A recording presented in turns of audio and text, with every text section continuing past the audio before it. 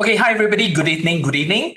Good evening. And with me here tonight, we have Teacher Mavis. So some of you may have seen Teacher Mavis before at various events, and Teacher Mavis is a very good speaker. So she may be your coach on many other contests. Okay, tonight she's here to share with us as well. And tonight we've got let me see. Tonight there'll be three main speakers. So me, Mavis as needed, as well as Nay Wun. I'll introduce all of them later. Now, don't worry about copying anything because you get a full set of slides which we're going to give you. So let's make this an interactive session, okay? So any questions, any doubts, please raise your voice. Please do speak up. And remember, in a speaking event, no answer is ever wrong. It's just an expression of opinion. And I think we need to get used to doing it. Okay, now because I was involved in the preliminary rounds, but I will not be judging for the semifinals and finals. Why is that the case? Very simple. Because I'll be involved in coaching some of you in the semifinals. Now, because I'm involved in coaching some of you, then maybe along the way when I share my opinions, when I see you speak, my certain impressions are formed in my mind. This is inevitable, right? So I will be recusing myself from the semifinals and finals. So we have another set of competent judges, and they'll be there to judge you. So this is a coaching tips and whatever things you want to ask. Okay. So before I start sharing the slides, and don't worry, you get everything that is needed. Don't need to copy down. We will give you the slides right at the end. So before we start, maybe you want to share. Are there any questions, any doubts, any things which you want us to know? So that at least we can frame it along the way. If you have nothing, don't worry. Along the way, I'll be prompt. And because this is obviously a speaking seminar, you need to use this as an opportunity to express yourself as well. Very important, take this as a platform. Speaking doesn't just occur in any contest. Contest for me is just one small thing. Speaking is a habit which you must develop every single day. If you come just once a week, take part once in a contest, it's good, it's a step in the right direction, but it is not going to make you become an absolutely compelling speaker. It's something which you need to inculcate every day in your life. Okay, fine. Let me start sharing my slides here right now. Okay, and as I mentioned, don't worry, you will get a set of slides. And if any of you wishes to speak, just raise your hands or start speaking and introduce yourself. Very simple, okay? Very simple introduces. Let me start by sharing my screen. Okay.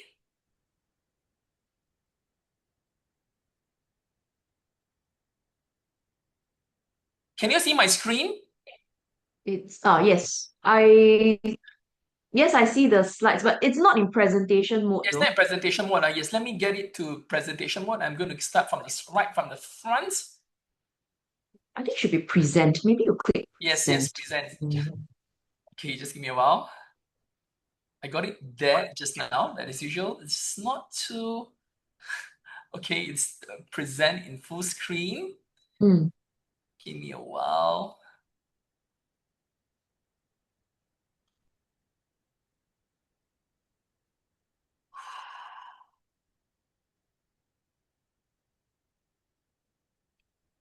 Sorry for the technical error. This always happens in my case. Okay, just give me a while. If not, I would just start. I would just use the PDF then. Maybe easier. Okay, maybe easier. Give Mm. me a while. I Mm. just use the PDF. Maybe easier for me. Easier for everybody.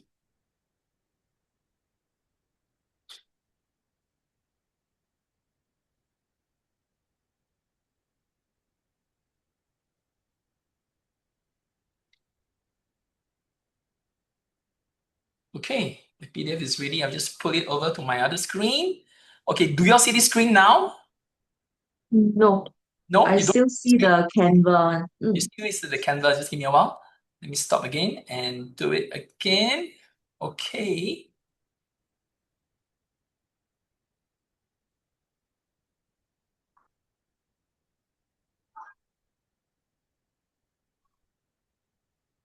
Okay, now do you see it?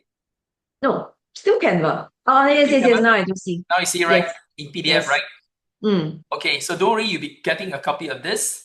So because this is now in PDF form, we don't have the magical effects, but it's fine. So introducing your coaches for the semifinals, introducing your coaches, and a couple of us, teacher maybes will be away during that period, so she will not be with us. But in case you all do not know teacher maybes, right?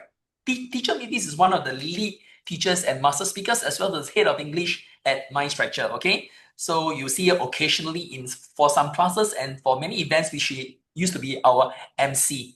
Now, introducing your coaches, that is number one, because you need to be acquainted with who is coaching you for the semifinals training, correct? Which will come about in early November.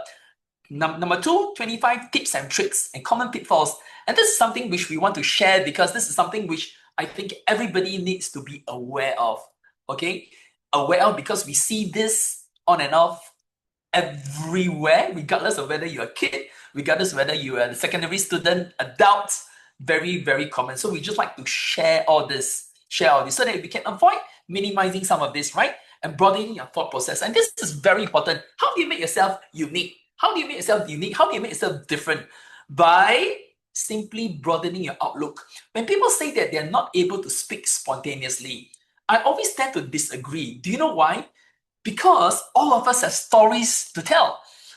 There were times when we feel happy. There are times when we feel really curious. There are times when we feel very exasperated. There are times when we felt totally despondent. All this is part and parcel of a human life. Everybody has gone through that stage, right? Regardless of your age. It's just a matter of being aware of them and incorporating everything. Then when you reach the level, you realize that everything is at the tip of your fingers. You don't really need to think. That is why for me, spontaneous speaking is actually the key skill on becoming a really compelling speaker. No matter what, we give you pom, pom, pom, you're able to talk about that. Later, maybe we'll get Nay Wun to demonstrate. I'll introduce Nay Wun later. Nay Wun is under pressure now, just in case I give him something and it's stuck. Okay, thank you very much. So broadening your thought process, I think this is pretty important as well. Okay, first two things, this is just the agenda for tonight. Now let's talk about this. Okay, I want everybody to put on the thinking caps, because this is a way for us to interact. This is a way for you to start thinking. Lower primary category. Again, these topics are not just relevant for the primary category. For those of you in the other categories, I suggest that you put on your thinking caps as well. If you were to given this topic right on the spot, how are you going to speak? How are you going to make yourselves different? Okay, so the lower primary category, as I like to emphasize, what category is this? This is the category of primary 1 to primary 3 students, right? Primary 1 to primary 3 students. Now the question is this: my favorite Singapore memory. Okay, I want all of you to suggest a few ideas. What can we talk about?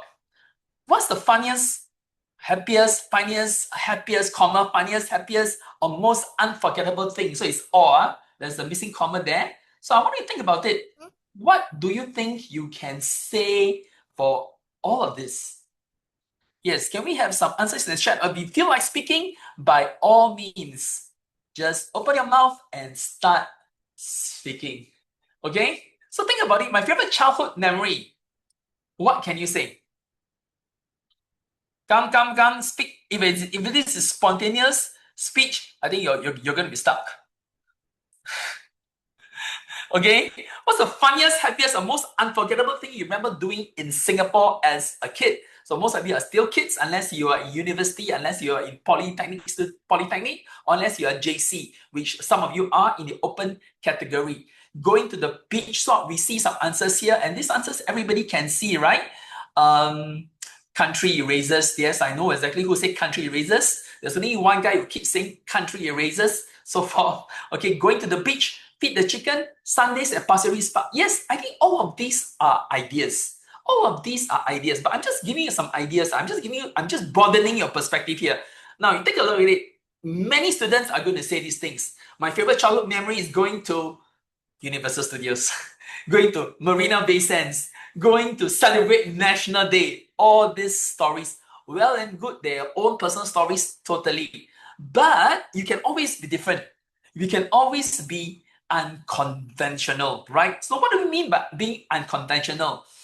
You have many different ideas. Also, obviously, you can have convention. There's nothing wrong in having conventional ideas. I repeat, there's nothing wrong in having conventional ideas. Why is that the case? Because at the end of the day, What matters most is your delivery. You can have a conventional story, but you do it really, really well. You stand a very good chance. You can have a very unique, very accelerating story, but you're not going to be able to deliver it well. Does it really matter? No, it doesn't matter. So this is the point which I mentioned at the announcement of the semi-finals results. The content will always be only as good as the speaker who delivers it. And all of you know this as well. You have teachers in primary school, secondary school, and university, right? Not everybody can deliver the lesson. They may be very well versed in that subject, but whether they deliver it well makes you engage is an entirely different story. We have been through this space at all when I was a kid, primary school, secondary, JC, university, in life. Yes, I'm 53 years old this year, so I've seen quite a lot of things. Okay, but these are generally true. So the lesson or the topic is only as good as the speaker who delivers it, which is why your speech techniques are always very important. But of course, if you get an idea which is interesting, it catches people's attention. Do you agree? Right? It sticks to the mind. So I'm just trying to tell you, it can do many things. Funny said, it can be things like that, right? My hawker center hide and seek adventure. So you talk about playing hide and seek with your cousins at a busy hawker center during family dinner. You can make it fun and entertaining.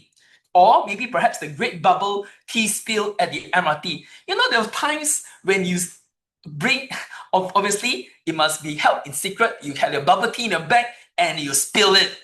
Does it happen? Have I seen those occasions? Yes. There are many things which I've seen in the MRT when I was a secondary school student. Right now, I don't really take the MRT because I drive. But in my younger days, my JC days, my secondary school days, and my university days, yes, I see many strange occurrences in the MRT. And yes, I was there when the first MRT came out in Singapore. That's how old I am. Okay, I was in secondary school when the MRT first came out. Okay, now before we start, because Sadeki has got to go off and he has taken the time to introduce, to come and say a few words before he has got to leave for his event. Just let me briefly introduce you to the coaches because I've been talking about this, right? So let's not come. I just want to introduce the coaches first. Right now, that Sadeki is here because he's got to run out for his event. Teacher Raymond is not here tonight because he's away serving the government. He's away on reservist, so he will not be here on Zoom tonight. But you see him in all our various sessions. Now this is Sadeki. Okay, so Sadeki, do you want to say a couple of words to everybody here? Hi everyone. I hope you can hear me. Yes, an update to the situation here. My Russian friend has bailed out on our meeting tonight, so yes, I can join in the meeting. I'm at only MS right now. Right, thank you. Okay, thank you very much. Okay, so No we'll need to hear share to more Mr. from Raymond. No rush, sir. So Sadeki is a very experienced communication speech trainer, and I've known him for a couple of years. And the only reason why I know him because I heard him speaking at a speaking event. Then I looked up. Usually I'm busy doing my work because you must be something different in order for me to look up. Okay, because I'm a very busy person. I'm doing a lot of things. Then when Sadeki started speaking, I looked up. Oh, I said this person is rather interesting. Let me get to know him. So that's how I got to know Sadeki. Okay, so you get to know him more later on. Fine. So let's talk about the topics here. I won't go through in great detail because I think there are other things you can do, but I'm just giving you some ideas, right? Give you some ideas. So think about it. It can be conventional. It can be not conventional. The most magical Singapore dish ever. You see, when you even take a look at this topic, which Singapore food feels like pure magic to you? So the idea is that it must be something which is really exciting. And you see, whenever you give these speeches, the passion must shine through, correct? You must feel it's something is really magical. And how do you make it magical? Through your voice, through your emotions, through your body language. Okay, but of course your content. So anything you can make it to be magical. Okay, now I ask you one question. Do you know what's the Singapore food? You always read about Singapore food because Singapore and Malaysia, they always clash. Every party will claim that I invented this food. This food came from Malaysia. This food came from Singapore. There have been tons of arguments over it, but we can all claim everything. Right? It can be a prata. It can be a rainbow ice kacang. It can be. I can give you another example, right? You can even have a topic like when nasi lemak became my lucky charm. So you see, there are many different ideas. So when you talk about it, when nasi lemak became my lucky charm, you link it to your love for nasi lemak, to good luck. Okay, so every time you eat before nasi lemak, before an exam, whoa, things go super well. So it's a playful superstition that feels personal. So I'm just giving you some ideas that everything can be a story. Okay, it's up to you to be creative about it. And for the semifinals, we are not giving you the topics. We are not giving you examples. The reason why we give some examples is because of many students were having exams. So we gave some examples just to prod them along. But for the semifinals, you are on your own. But these are just some ideas. We will guide you along if you have any questions. Okay. So this is the semifinals topic. Now, Hey, so we've got a question coming from yes, Sir. please. Oh no, okay. She retracted her hand. Retracted hand, no problem. Remember, no question is never too silly. Okay. Now, do you know who retracted the hand? Because I am going to target her. No, just joking. I think I'm going to pass over for one. Okay, so upper primary category, the first thing you would share about Singapore. So think about it. Okay, hold on. Have you gone through all the questions? No. My dream for Singapore in 10 years. Okay, my dream for Singapore. And let me tell you what the typical ones which many students come up with. The things talk about flying cars, no exams. They are okay, but I would say they're a little bit too overused. Okay, they talk about flying cars, exams. We hear this in our classes. We hear these contest features all the time. So you can make it a little bit interesting. I just give you an example. You can have a robot hawker uncle with a super memory. So you just imagine something which is fun, something which is fantastical, and so forth. The national kindness machine. Some of these ideas. So you can make it, remember, this is my dream for Singapore. So it doesn't need to be absolutely practical. You just need to be creative about it. Okay, so remember, don't limit yourself, because content is still 40 marks. So if your content is a little bit more original, it strikes the mind and people pay attention, of course, it is better. All things being the same, right? All things being the same, all things being equal, if you are a good speaker, I'm a good speaker, but my content is more interesting than yours, all things being equal, the one with more creative content will probably take higher mark. This will always be a fact. I'm saying all things being equal. Obviously, if it is not equal, your content is great, but your speaking, your delivery is not the best, the one who speaks well will nail it over the content. Generally, that will always be the case. Okay, cool? Okay, so these are just some what new things you hope Singapore will have we can discuss this later, because I want to get down. It's because we've got a lot of grounds to cover and we've got a lot of things which teachers want to share as well. Upper primary category, the first thing you share about Singapore, what's the most amazing thing you share about Singapore? And this one, there are many things. Okay, I'll tell you what are the common ones so that you all know the stream. The common ones, many students will tell you food. I miss the food, I miss the Malayan, I miss the cleanliness. Well and good, they're all correct. Okay, yes, nothing wrong with it. Okay, before I continue, Charlene, you raise your hand. Charlene? You raise your hand. Charlene, you wanted to speak? Oh. There are a lot of interesting people here tonight. Raise hand. No problem, because in the finals, you get to find out there'll be a surprise segment. So let me warn you in advance, there is a surprise segment. So view this as part of your training session. Don't say I didn't say. Okay, don't say I didn't say. In the finals, if you get to the finals, there will be a surprise segment. Okay, because when you get the finals, I believe that all of you will be super competent. So maybe the surprise segment will be the difference. Okay, so and this, of course, is a great platform for you all to start cracking. Okay, cool. Maybe can you? Okay, fine. 68. Fine, Okay. Now, upper primary category, I'll cover this in just 10 more minutes before we run to the actual thing itself. The first thing you share about Singapore, what's the most amazing thing? So as I mentioned, the common ones, the cleanliness, food, but of course you can make it a little bit more interesting. Okay, I'm just giving you some ideas. The land where hawker centers feels like where hawker centers are like family reunions. You share about how Singapore comes together, how Singaporeans connect together through food. You know, you see this all the time. Some store auntie for 10 years, uncles calling you, boy, all these things. So you can make it interesting. So why this is important? Because it is warm and local and without being too cliche rather than just saying that food is good, right? And the secret language of Singlish, yes, you can use the secret language of Singlish because it's unique to Singaporeans. But having said that, your sentences must still be grammatically correct. Bear in mind that this is an English speaking contest and we are supported by the Speak Good English movement. So very important. We cannot speaking Singlish, but you can use examples. For instance, I just give example, the secret language of Singlish. You can introduce about how Singaporeans say everything with just la, le, or, but in a grammatically correct way. Why is that the case? Because it can be both funny, relatable, and a proud explanation of local culture through tone and example. So these are just some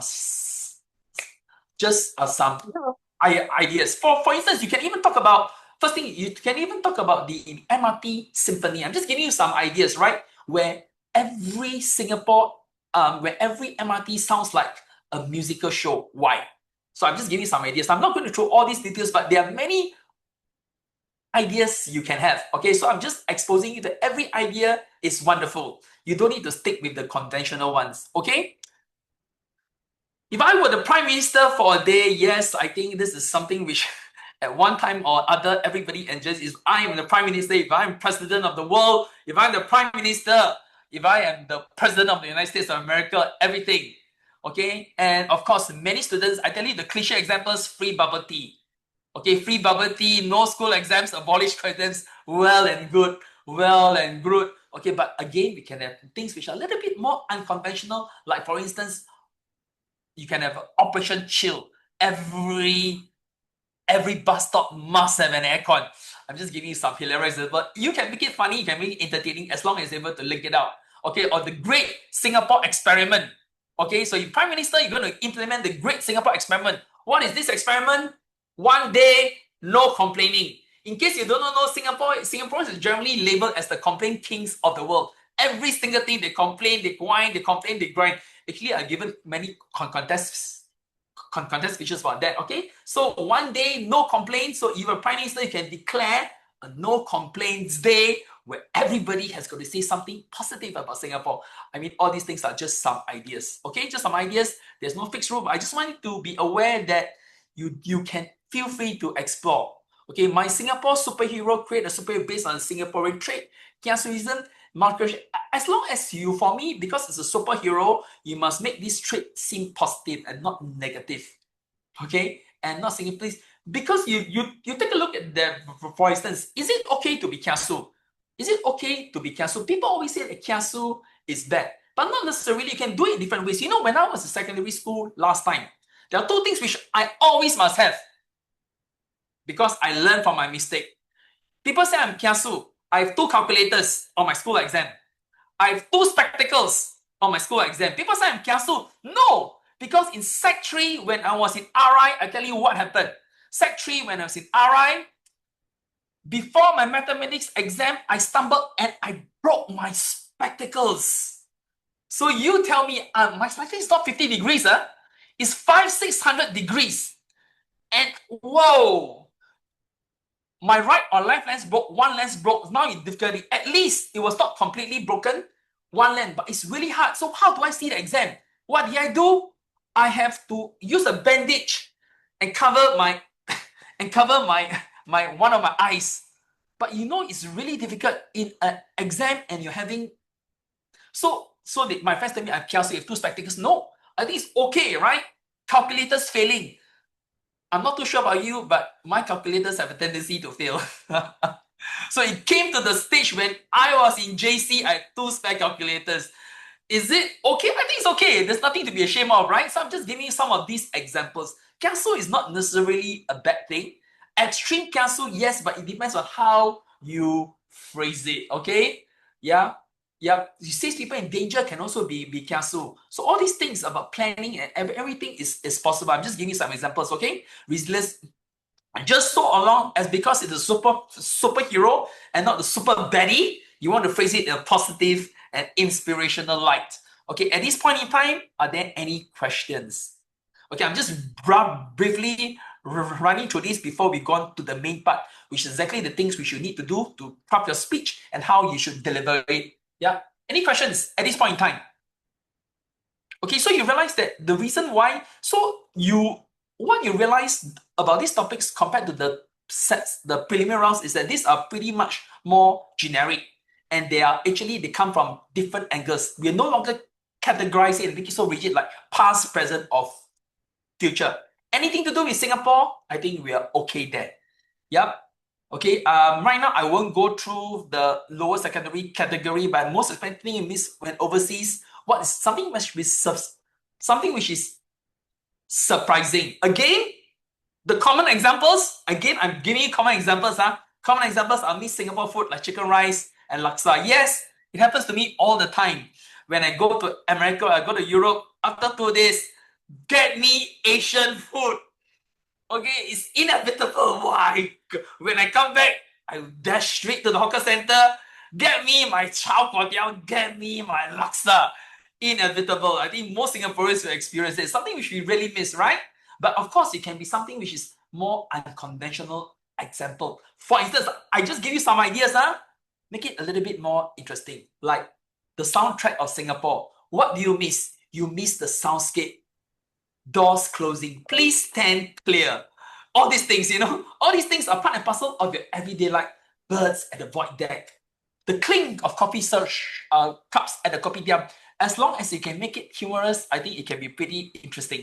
Okay, everything depends on how you say it. And another possible idea, right? The comfort of complaining. Yes, in Singapore, everybody practically complains all the time, but is it really a bad thing? It depends on how you present it. Okay, everyday Singapore monument, everyday sport. So again, right now I won't go through this. You all can think about it. Make it something unique. Okay, make it something unique.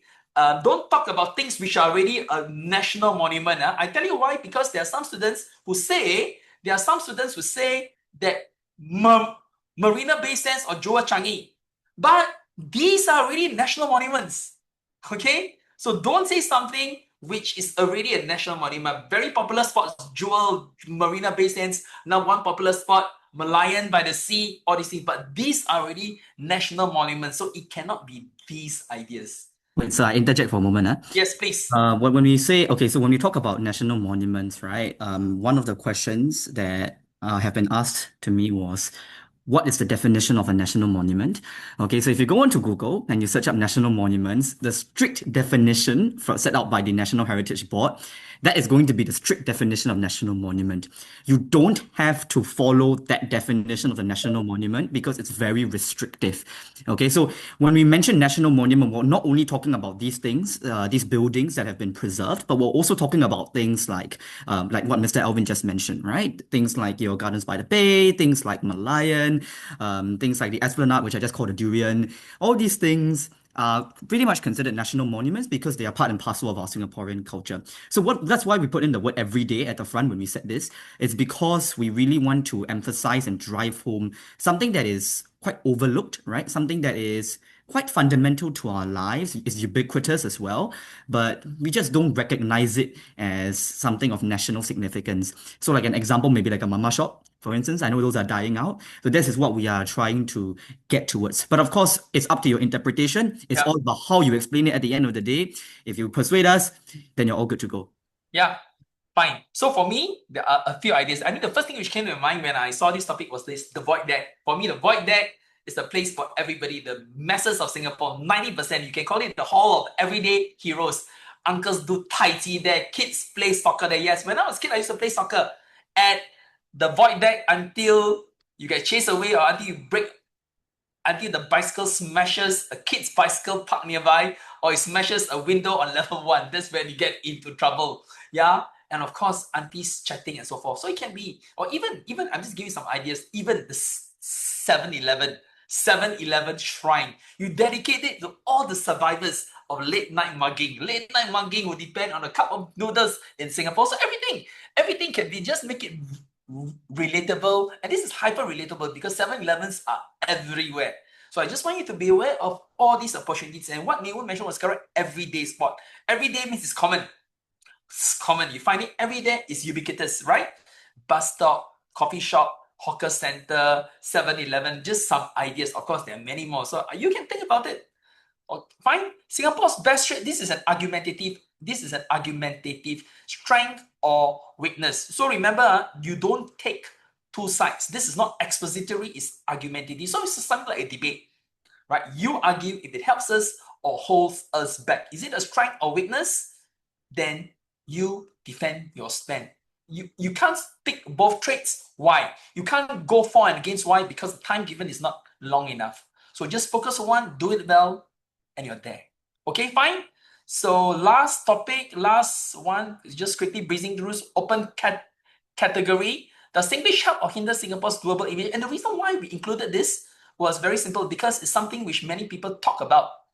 Okay, does it help or hinder Singapore's global image? So let me ask you one question.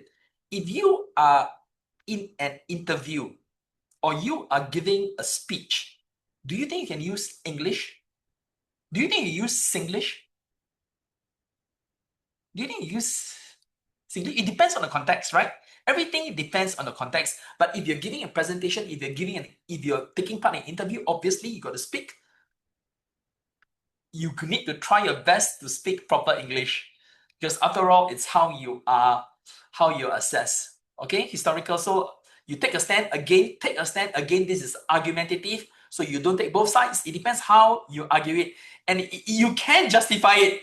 You can justify it. It's all about your angling. Okay, it's all about your angling.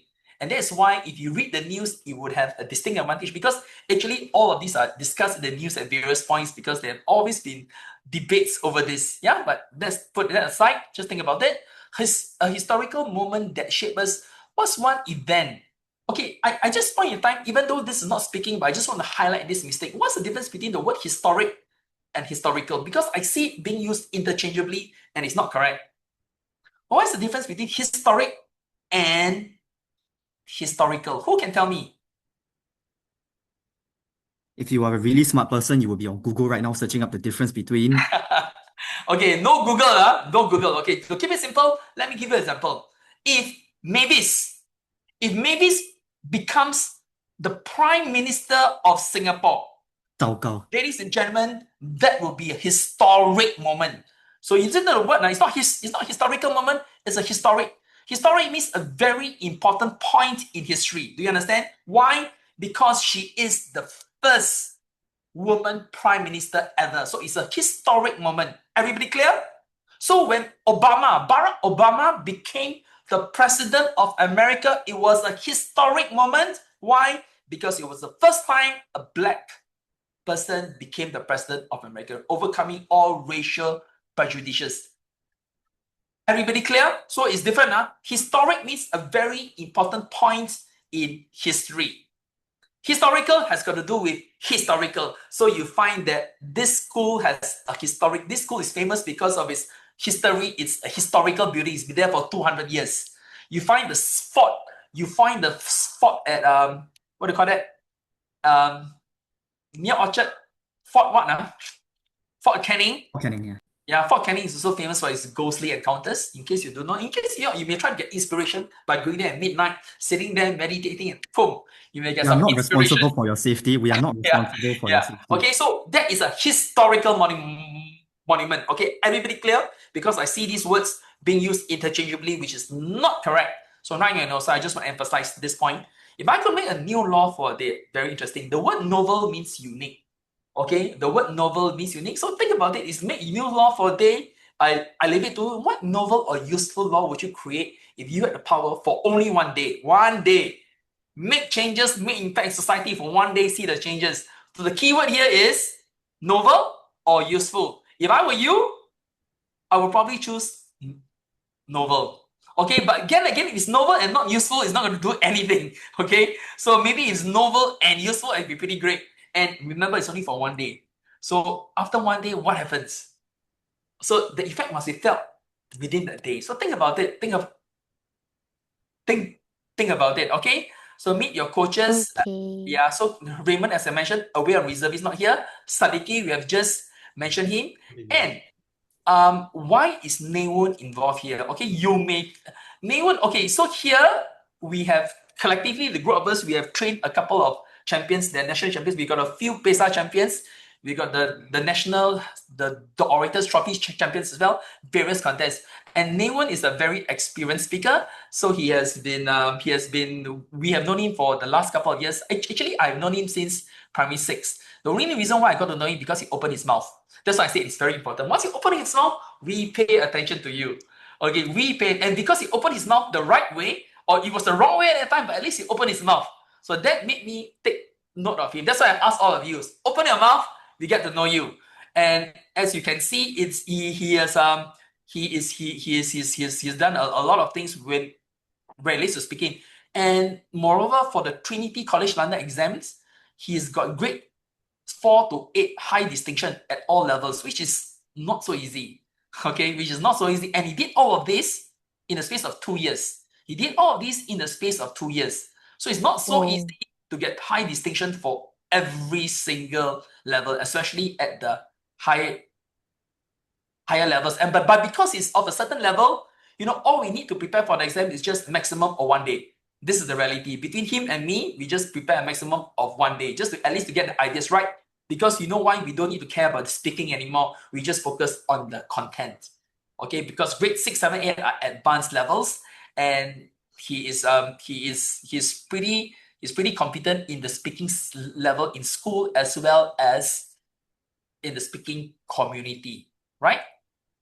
Okay, so there's a reason why we involve him, because he's pretty good at whatever it is, and he will be one of the coaches as well, because he's been there, done that, and he's done a lot of things other than speaking events. And this is what I always tell students, okay? And this is something that all students must take note. If you want to be a really good speaker, if you read a lot, it will definitely help you.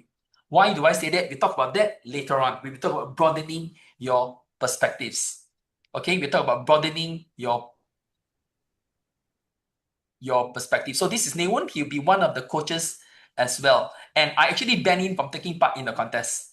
Okay, I actually banned him from taking part in the contest. Yeah, because there's a place for everybody. So there's the time for everybody. Okay, cool. So that's it, Raymond, and so forth is me. For those of you who do not know me, yeah, I'm also a teacher and mind stretcher, but I didn't put it here, but I'm not just a teacher and mind stretcher. I am the co-founder of Mind Stretcher, so I'm pretty experienced. Okay, so I'm a co-founder at Mind Stretcher as well as I teach and I write curriculum. So I'm generally known as a teacher right now. Okay, cool. So that's it about me.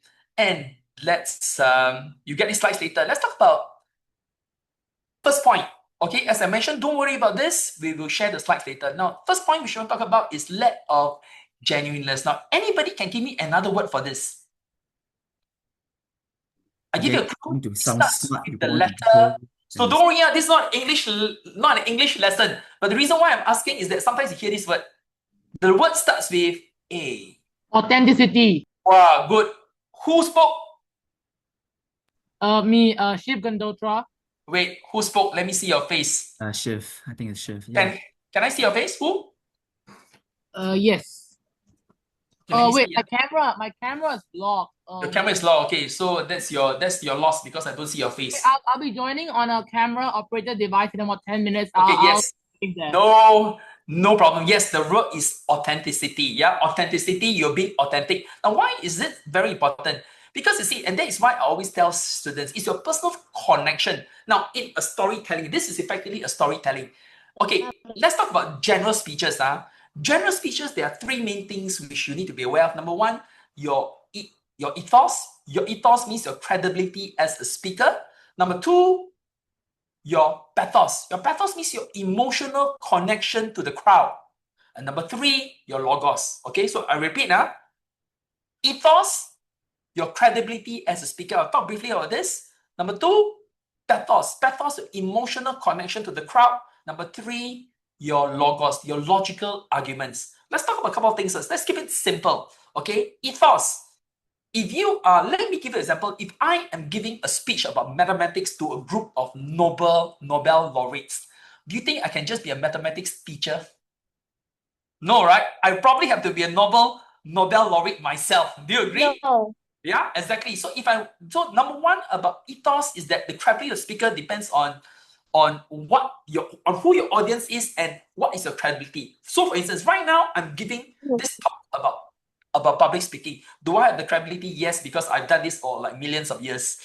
Hyperbolic, of course, but the reason we've done this for many, many years. So it is something like something which I don't really need to think about it. But just imagine if I tell you, ladies and gentlemen, tomorrow Alvin Kuek is going to give a talk about how to be good in ballet dancing. Would all of you come? Yeah, I No. would just see you fall down. Yeah, exactly. You probably won't come unless it's a humorous speech, right? Why? Because I don't have the credibility, I don't have the credentials as the things. That is number one. Okay, but that aside, the simpler thing for you to consider is your ethos as a speaker means the way you deliver your speech. Okay, so even if you don't have the credentials, but you have been there, you have done that, and how do you establish this? Through your stories. Do you understand? So your stories would be part of your ethos. Through your stories, I've been there, I have done that. Right? Many of you have listened to my speeches, and I told you about how I started speaking. It was a complete disaster. But remember what I told you, that every single one of you, when you are experiencing difficulty in speaking, I personally have been through that phase and worse. That's why I know exactly how you feel. Been there, done that. So I have my personal experience, and my personal experience forms part of my credibility, because when I speak, I bring out real examples and you listen. Okay, clear? So number one, your story. That's number one. Okay, ethos. That's number two, pathos. Pathos is everything. Emotional connection to the crowd. And what is the best way? Okay, emotional connection means a couple of things. The way you talk, the way you speak, your voice, your tone, your expression, your body language, and of course, your personal stories. Stories are always universal. Stories engage people. Everybody likes listening to stories. So the more authentic your story, the better it is. Okay, I've attended a few contests where I hear the same story over and over again. Then you realize that they are very cliche and it's definitely not theirs. They may speak differently, but it's very cliche. I heard it many times. And worse is that they borrow from other speakers and use it on their own. You can adopt some techniques, but adopting the story wholesale or segment, I don't think it's pretty advisable. Okay, so that one will lack authenticity. It's your personal connection to the speech topic and your personal stories, personal reflections, personal views and thoughts. So in fact, for some of you who have gone through primary school, your stimulus-based conversation is actually a personal story. A personal story, what happened, right? Because they always ask you to share your experiences, right? Share your experiences, share your reflections. This is actually your personal story. Yeah, so very, very important, and you must include some personal story and not just give broad generic examples. Now, many speakers give a speech to impress just for the sake of it. Very important is the message in your speech. You may not be a too fantastic speaker, but if you deliver a message which resonates with the audience, the emotional connection is strong and people remember it. Okay, so that's why the authentic voice is very, very important. And I would also advise you against churning up everything from your ChatGPT or Gemini or whatever it is, because sometimes when you listen to it, you know it's obviously AI generated. I think this is a very important point, which is why you see some of my classes, I ban students from using handphones. I take away the handphones because without the handphones, they cannot speak. Why? Everything is generated. Then why do you even need to come here? It's very important now. So we need to come to a stage where you can just talk about it because it's your personal story. The machine, they can give you some ideas, but they are not the ones who are actually delivering the speech for you. So I think all this has got to be borne in mind. Okay? All this has got to be borne in mind. Very important. So give a speech to communicate, and this entails you being authentic. Very, very important. And people can see the emotional connection. So I have a personal connection to the speech because you own your own story. Yeah. How do you become more genuine? We're not saying Calvin, just to yes. interject, I think we have a question. Yes. It's been having his hand up for quite a Sure. while. Please. Oh, so if any of you got questions, please, Nay Wun, Mavis and Sadiki, please chip in immediately. Yes. Nay Wun, you want to address that? Yeah, so Sid, you can ask your question. Just unmute yourself.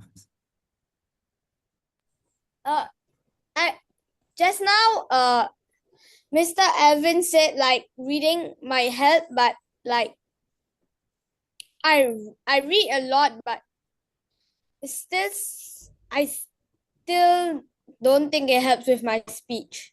I Okay. want to ask like how? Okay, when I talk about reading a lot, I actually mean reading a lot to help with your spontaneous speeches at a higher level. At a higher level. Okay, when I say higher level, it generally makes a difference when you go to secondary school. Okay, but when you start reading from young, it definitely helps you. Because you see, when you read a lot, there are a lot of stuff in your head. There are some things which cannot just come into your head without that knowledge. And trust me, all these things will matter a lot when it comes to spontaneous speeches, when it comes to being able to present, when it comes to being able to tackle questions from the audience, when it comes to interviews. Trust me, I've been through the whole stage. Yeah, and Okay. anyway, we will talk about how Yes. reading is going to be able to help you with this and how to do so later on, as well Yes. as in the coaching week as well.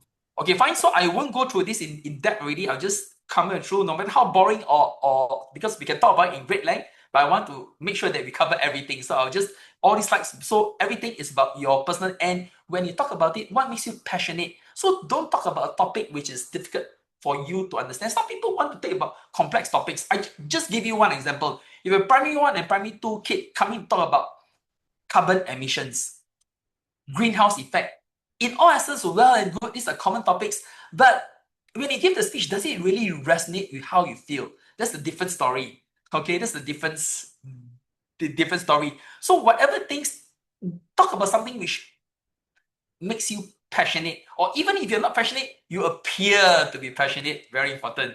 Okay, everything is about adding a personal feelings in reflections. Judges love hearing refreshing ideas. And remember, right now for your semi-finals, there's a Q&A segment. Okay, I repeat now, there is a Q&A segment. That means after you give your speech, one of the judges will ask a question depending on what you say. Then you got to answer that. Okay, so don't worry, as long as you know your speech inside out, you can consider some examples. Okay, now I want to talk about this very important theatrical, because there's some confusion. You find that many teachers in school will tell you cannot be expressive, cannot use hand gestures, because they confuse being theatrical with being expressive. So very important point here, expression, being expressive is entirely different from being theatrical. So you look at how I speak right now, it's natural. My voice, right now I'm speaking a little bit fast because I need to cover a lot of things. That's why I don't have the variation by speaking very quickly. But the point is that even when I speak slowly or quickly, you realize that I always have hand gestures. It's natural. It's natural part of our human communication. So let me give you an example. One day you're a primary 4 kid, and one day you found that you won the grand prize. Lucky draw, your name was it. You won the grand prize to go around the world in 60 days. What is your reaction? Are you gonna say, "Oh, cool, okay, chill, well done, Alvin"? No, you're gonna whoop with ecstasy. It's all just a normal human reaction. Okay, so there's the difference between being theatrical and being expressive. So I repeat, many teachers are confused, and there are school teachers who tell you at a PESA contest, stand rooted to the spot, don't move. Or worse, some of them tell you minimize your hand gestures. That is not correct, because they are confusing being expressive with being theatrical. Theatrical, I give you an example. You give a speech, then you are talking about you aspire to be a kung fu master. Then you come out and you spend the first 2 minutes prancing around like Jackie Chan. That is being theatrical. We are not here for a drama audition. Do you understand? So this is important. So being theatrical means you're acting. For instance, waving props around, jumping up, down, dancing, singing. I see this quite regularly among adults. There was one contest which I attended last year, and I didn't know whether to laugh or to cry. Why do I say that? You know, the person came onto the stage crawling on the floor, came on this crawling on the floor, and her first word was not, it was not her, it was a he. His first word was meow. So in my mind, are you auditioning for the role of Catwoman or what? Okay, so that for me is a no. This is being completely theatrical. This is not a drama audition for Cats the musical or for Catwoman. This is a public speaking contest. So everybody sees the angle now. Very important. So even in drama, okay, for dramatic monologues, I think many of us here used to be in drama.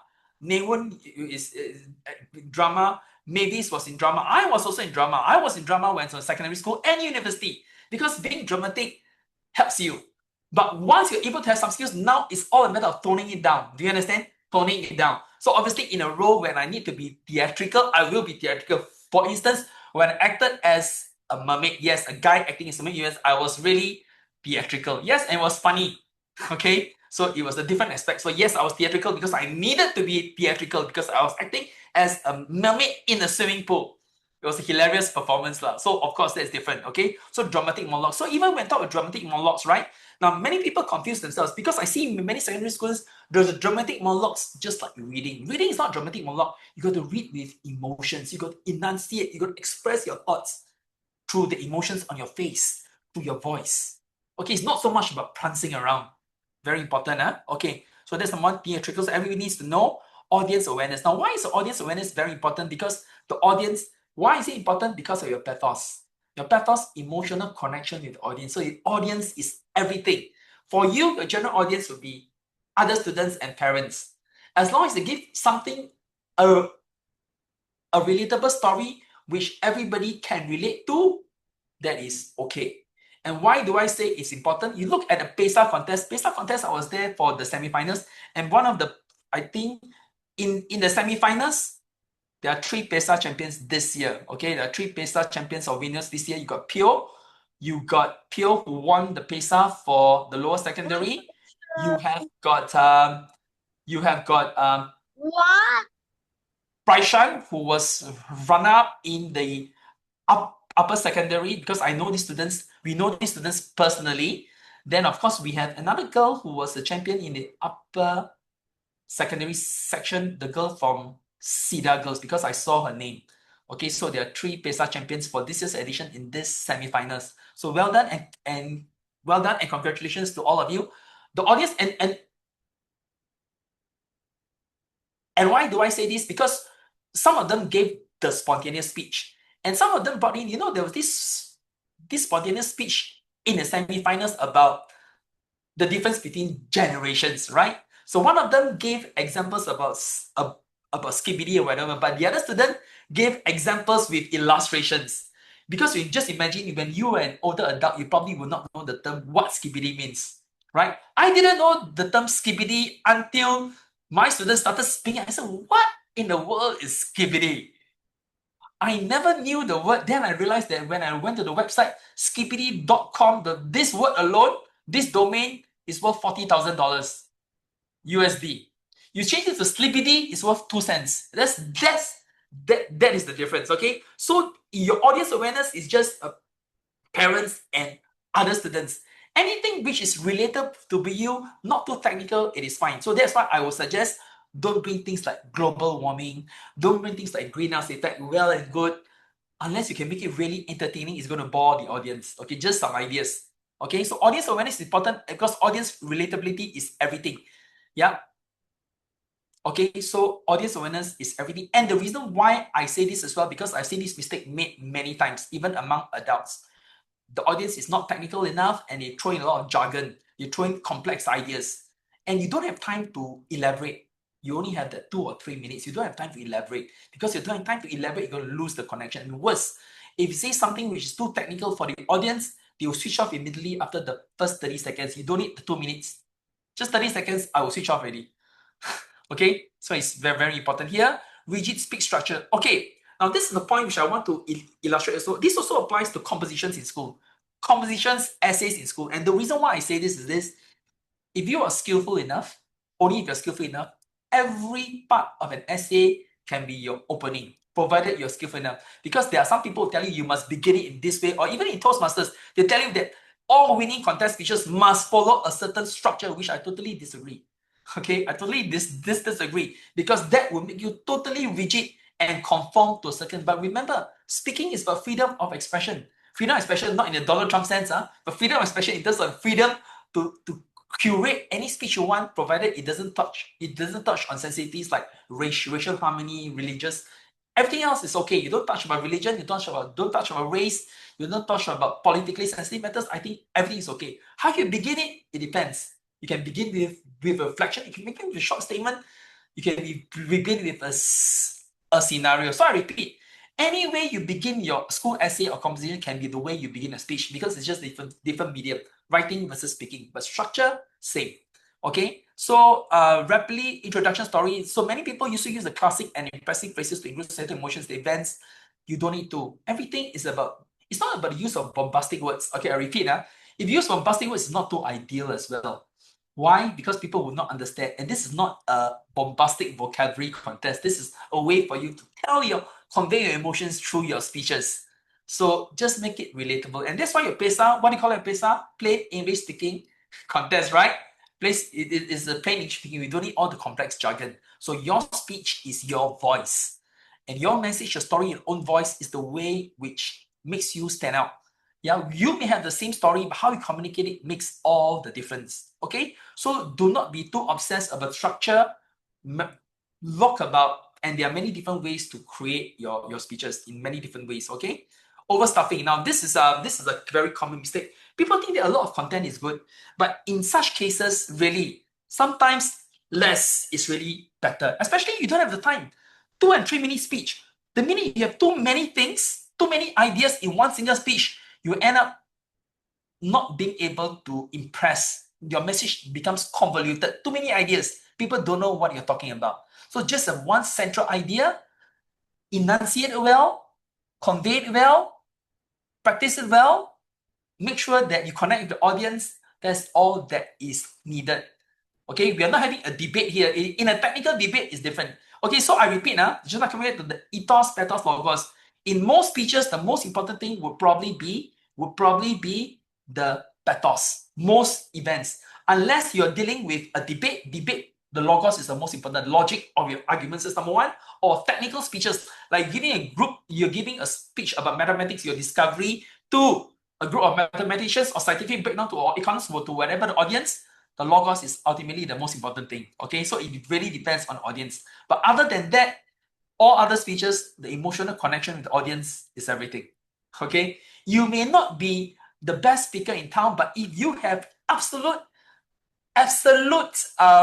pathos, everybody will believe you. Can anybody tell us? Can anybody suggest an example in our real world today? The reason why I'm saying this is because in our world today, there is an anomaly.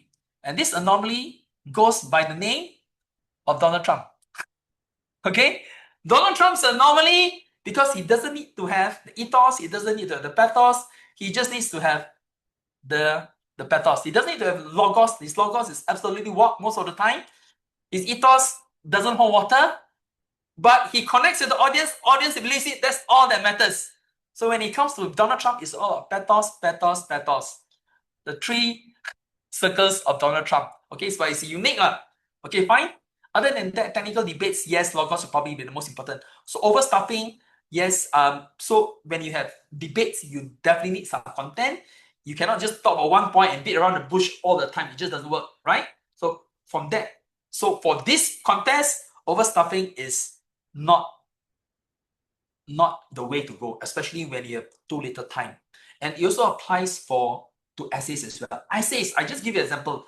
I've seen a PSLE essay when it was just a simple picture about hearing this was a real PSLE question before the new format came out. Real PSLE question, the question was this, and why I say this because it's reflected in the speech. This is what I mean by overstuffing. The picture was very simple.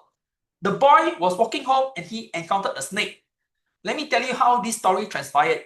Paragraph 1, the boy encountered the snake. Paragraph 2, the snake slid to a shopping center. Paragraph 3, people tried to catch the snake in the shopping center. Paragraph 4, they realized that a group of terrorists trying to hijack the entire shopping center. Whoa, it becomes a full-blown war in that sense. And it lasted 3 days and 3 nights. So that is really crazy. And I feel the essay, for the simple reason, is totally not practical and really overstuffing to the most extreme case, okay? And this also applies to speeches. Pick and choose your favorite stories, one which you find most impactful, and talk about it. Okay, Ken? Use that same story, use your emotions, use your voice, use your body language to bring it alive. That's all you need. Don't need too many stories. Just one single story, make it impactful, make it full of emotions. Okay, now before I go, and I will show you the video only right at the end because I think Nay Wun has got things to say first. Okay, we are only showing the video right at the end, or you can have the link to that video. To be funny or not to be funny. Okay, humor is something if you have naturally is great. Okay, you have naturally is like if you can put humor into your speeches. For those of you who attended the announcement of the semifinalists, you know there was one small boy who talked about the aquarium. I gave him the speech, spontaneous speech of the aquarium, and he did it really well, right? He said he could not speak spontaneously. I said, no problem, I'm going to give you this question. What is the worst aquarium in the world? He said, Mr. Kuek, I don't know how to speak. I said, of course, the aquarium in your grandma's room, your aquarium your father bought and you really find it horrendous. And he started speaking. Every 2 sentences, the audience laughed. It was hilarious. Okay, so this boy had some humor in him. But is humor something if you can train? If you have, it's great. You can learn some humor techniques, but don't force feed it. You understand? Don't force it. Okay, because some of us are not so humorous. We force it in, then it falls flat. But it's okay to experiment. It's okay to try. That's why practice is important. When you try, you speak, you see whether your parents laugh. You see whether your friends laugh. If your friends don't laugh, I'm sorry, you need to try harder. Okay, that's why practice is important. You find it, even if things is not funny, but the way you say it can be funny. Okay, yeah, and everything is about humor things. Can you learn this? You probably can, but if you're natural, it's always good to have. That's why people talk about stand-up, being a stand-up comedian. You cannot be a stand-up comedian without being witty. You need to be reasonably smart because you need to think and improvise right on the spot, right? Not so easy. Okay, stand-up comedian. Excessive humor can sound really cheesy and diminish your impact. Yes, so it depends on skill, but you can try it. It's always good to have. Why? Very simple. People will laugh. Okay, now you at the recent National Poetry Contest held at the National Library, out of 42 panelists, out of 42 finalists across all categories, we had 12 finalists. 12. So we took out 25% of the finalists and realized that the students who won it, very simple. All of them gave a poem which was totally relatable, totally humorous. So all the audience, all the judges loved it and they started laughing and they won. Okay, so this is the point we should learn. No need to be too theoretical. Don't need to quote Shakespearean poem, which nobody understands. But this is something we should learn on the benefit of hindsight. Everything is the relatability. Does humor matter? Usually it does. Okay, especially for such. If you can, you do it. If you don't, it's not the end of the world. Okay, but something which we can all learn to be. Yeah, these are just some tips. You can take a look at it. I won't go through this in great detail because this is not a humorous speech workshop, but these are just some ideas for you to take a look. Yeah, and we'll share the link with this. I think this is a pretty cool video. This video was introduced by Nay Wun. He created this set of slides, by the way. These slides were all created by him because he has known all the rules and he thought that I thought it'd be great for him to express everything. Yes, this entire slide was with some minor input from me and there, but this was actually a great video because it was the use of silent letters. Okay, and the way he did it was really funny, really entertaining. So later we share the link with this video, Silent Letter Day. You know, like knife is knife. Okay, because knife, when you get, why is that? Why is that not dead? Things like that. Okay, it's pretty funny. Yeah. Before I hand over to the other teachers, one last thing, and I will talk about it. The most important thing in your contest, whatever people say, number one most important thing is your voice. Your voice is everything. You can be very expressive. For instance, I can do this. Ladies and gentlemen, my name is Alvin Kuek. Today I'm going to tell you a story, but nobody hears me, right? So I can be very expressive, but nobody hears me because my voice is not loud enough. My voice doesn't have the power. So your voice is everything. So when we talk about tonal variety, it's not just how fast. Now, many students have this, what we call a sine wave, a sine curve. You know what's a sine curve? For those of you who learn, who actually learn, who are in secondary school, you realize the sine curve is like that, just a wave motion. So you fluctuate, yes, but you fluctuate in a uniform manner, which makes it pretty flat, but in a wavy motion. So we need to have the jagged edges. Okay, so the tonal variety is important and the power of the pauses is actually very important as well. Okay, so yes, this is something which all of us have got to try over time. But start with your voice. Your voice is very important. Have that variation. Times you feel a little bit more emotional, show it in your voice, show it in how you say it. Okay, it's only used in conjunction with your face. Yeah, and it is very important because it's how you engage the audience. Right? If we speak flat, so let me give you an example. Why are some why do you find some teachers, some students very engaging? Because they vary their voice. It's pretty fact. Like if I'm talking, okay, ladies and gentlemen, today I'm going to talk to you about how to do well in the contest. Okay, all of you must remember this couple of points. I think all of you got to have some form of tonal variety and all. You see, it just doesn't work. Why? Because there was no real variation. And this is real.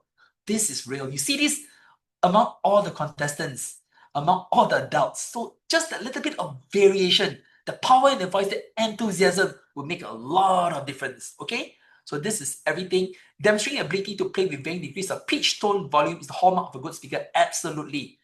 Right? How to nurture tonal variety and depends on your level of speaking. But make no mistake, speaking is not something unless you really, really have got to give up the gap, which is really the domain of very, very few speakers. Okay, I always say that many of us can be gifted in mathematics, but to be gifted in speaking, you do have, but not too many.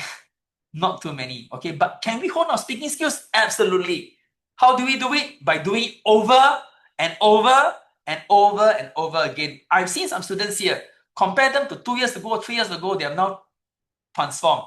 Absolutely. Like some of you were at announcement of semi-finals, you all realized that there was this girl, the TKGS head prefect, Ashni. Ashni, are you here? Is Ashni here? No, it doesn't seem like it. I can't find her. Okay. Yeah, Ashni is one of the finalists for the open category Sec 3. But I realized that Ashni is a very powerful speaker right now. Right? She commands the stage, her hand gestures, her emotions, and all these things was pretty much unprepared. There was no prepared speech. In fact, all the students who went out there that day had no prepared speech. I just gave them this topic, talk about the audience, inspire them. That was the only instruction I gave. Okay? Even when Pio went out, right? Some of you mentioned Pio. I mentioned that Pio is a lower secondary PESA champion, right? I got Pio to come out and I got the audience to give him a word to show that it's not Kelong. Any audience throw him a random phrase and he spoke about it, correct? And this is exactly what we're trying to say, okay? So everything has got to do with the confidence, and confidence cannot be gained. But were they like that 2 years ago? No, there is a difference. Okay, so if you Ashley will tell you on the stage that 2 years ago, she watched a video when she took part in the first speaking contest, and right now she's a completely different animal. This is true. Okay, yes. So speech is about communication, emotions, everything. Ask yourself a feeling each part of the story. Okay, fine. So at this point in time, teachers, do you have any things you want to add, or students, do you have anything to add before I hand over to Nay Wun? Okay, the reason why I want to get Nay Wun to speak about it, because Nay Wun, as I mentioned, national speaking champion in a couple of categories, not just for speaking, for spontaneous speech, also for debating. Debating is one of the top speakers is in the national junior debate team and so forth. Okay, so very logical, very good speaker. But I want to repeat, not all debaters are good speakers. Okay, so they're entirely different method. I know, because I got quite a number of debaters in my class, but it's a way for us to improve over time. Debating is just one small segment. But in life, we are not going to be debating in the way we do in debates, right? In life, it's more about persuasive speaking, being able to inspire. That's actually the most important thing. But it's good to be involved in technical debates because it broadens the horizon. Got a lot of points for rebuttal and the series logical, but that's another story. Okay? So, Nay Wun is coming from the storytelling perspective. And Nay Wun will share you when he won the PESA contest 2 years ago. This was when he said sample speech excerpt, means is this not his whole speech, but segments of it. Okay, and he's going to take you through a couple of things. Okay, over to you. Okay, hey, thanks, Alvin. I'm going to share my slide first, so you can unshare yours, so I can use the. Okay, I'll Yeah, share. if I cannot scroll, ma. Okay, can people see my screen? Yes. Okay, thank you. Okay, so first and foremost, very good evening, everyone. Very good evening. Welcome. Thank you for joining us for this.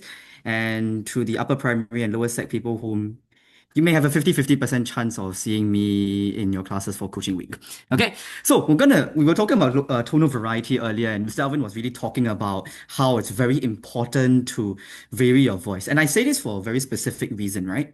Oftentimes, most people, right, the judges, if we're thinking about this competition, the judges are going to be sitting there, especially if you're in upper primary or an upper secondary category, you're in the afternoon. So they've already been listening to a whole deck of speeches in the morning. So everyone is going to be very tired and everyone is going to be a little bit drained.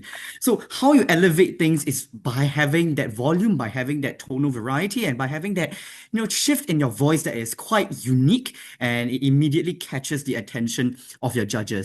Because at the end of the day, what we really want to, when I did this deck of slides, the overarching principle in public speaking that most people need to grasp is the idea of emotional connection, right? At the end of the day, when I'm speaking to someone, the most important goal for me is to really touch their heart, right? It is to connect them on an emotional level, because once you connect on an emotional level, you can connect on an intellectual level much easier, because you now have the trust and now you have the support of the person that you are speaking to. So therefore, tonal variety is very important, right? And thank you, Ms. Alvin, for introducing the sample speech excerpt. So this was the winning speech for PESA 2023. So I took out some paragraphs here and there from my speech, and I put it here, right? So what I'm going to do now is we're going to have a little bit of an audience engagement segment. Okay, I'm going to call two people in the audience. If y'all are interested, you can raise your hands to read this entire deck. Okay, and then afterwards, as a surprise, I'm going to get one of the teachers here to demonstrate as well. Okay, so, oh wow, there's a lot of hands coming up already. Okay, everyone put your hands down. Everyone put your hands down. Okay, I'm going to use my eyes to see who's raised their hands first. Okay, everyone put your hands down. Okay, in 3, 2, 1, hands up. Okay, so we have Chan Mimo and Lucas who raised first. Don't worry, the rest of you, you have more opportunities later on as well. You can raise your hands later. So first and foremost, let's start with Chan Mimo, or whichever part of your Burmese name I'm supposed to call you. Okay, you can try. Ladies and gentlemen, do I look like I can dance? Well, if only if dodging mommy's cane was a dance style. Point is, when we humans are thrown out of our comfort zones and made to do things we're not good at, we feel uncomfortable, helpless, petrified, don't we? Yet the enthusiastic hellos of all the participants made it impossible for me to run away. Mustering a smile, I trudged over to my buddy Jason. The only thing you need to remember about him is that he was tall. Really tall. No, really, really, really tall. The kind of tall where if he broke his leg, he didn't need a ladder as a crutch. Our first interaction went something like this. How tall are you? 167 centimeters, came the sheepish reply. Why are you so short? I had no idea. I had no words as my heart shattered into exactly 167 pieces. Even my crush didn't manage to break my heart into that many pieces. However, as fate will have it, I wasn't the only one with two left feet. Jason did too. Okay, thank you so much, Chan. Let's try Lucas, right? Who you raised your hand earlier, and then afterwards, I'm going to do a surprise and then get one of the teachers here to do a demonstration. Okay, thank you, Chan. Let's do Lucas. Ladies and gentlemen, do I look like I can dance? Well, only if dodging mommy's cane was a dance style.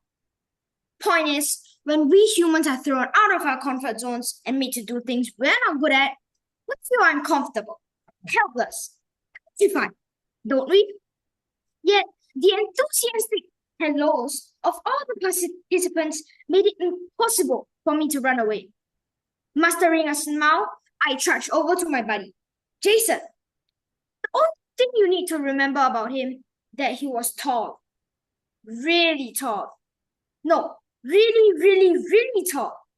The kind of tall where if he broke his legs, he needed a ladder as a crutch. Our first interaction went something like this. How tall are you? 167 cm, came the sheepish reply. Why are you so short? I had no words as my heart shattered into exactly 167 pieces. Even my crush didn't manage to break my heart in that many pieces. However, as fate would have it, I wasn't the only one left with 2 feet. Jason did too. Okay, thank you so much, Okay, wait, Lucas, wait, and thank you so much, Wayne Chen. Yeah. Nay Wun, before you destroy any of our ethos, okay, before you embarrass and destroy our ethos, let me interrupt. Okay, let's Okay, do a sure. brief comparison. Okay, impression marking. Maybe huge sigh of relief. Okay, okay. Now let's have a brief comparison. Okay, now I want everybody to be objective as we can. Raise your hands. This is not a contest. It's just a way. Remember, judges form their opinions through first impressions. Yep. It's school exams, whether it's Trinity exams, whether it's Lambda exams, whether it's speech contests. First impressions are most important. You probably make a distinction of whether you are in this category or that category based on the first 30 seconds. I can absolutely assure you that.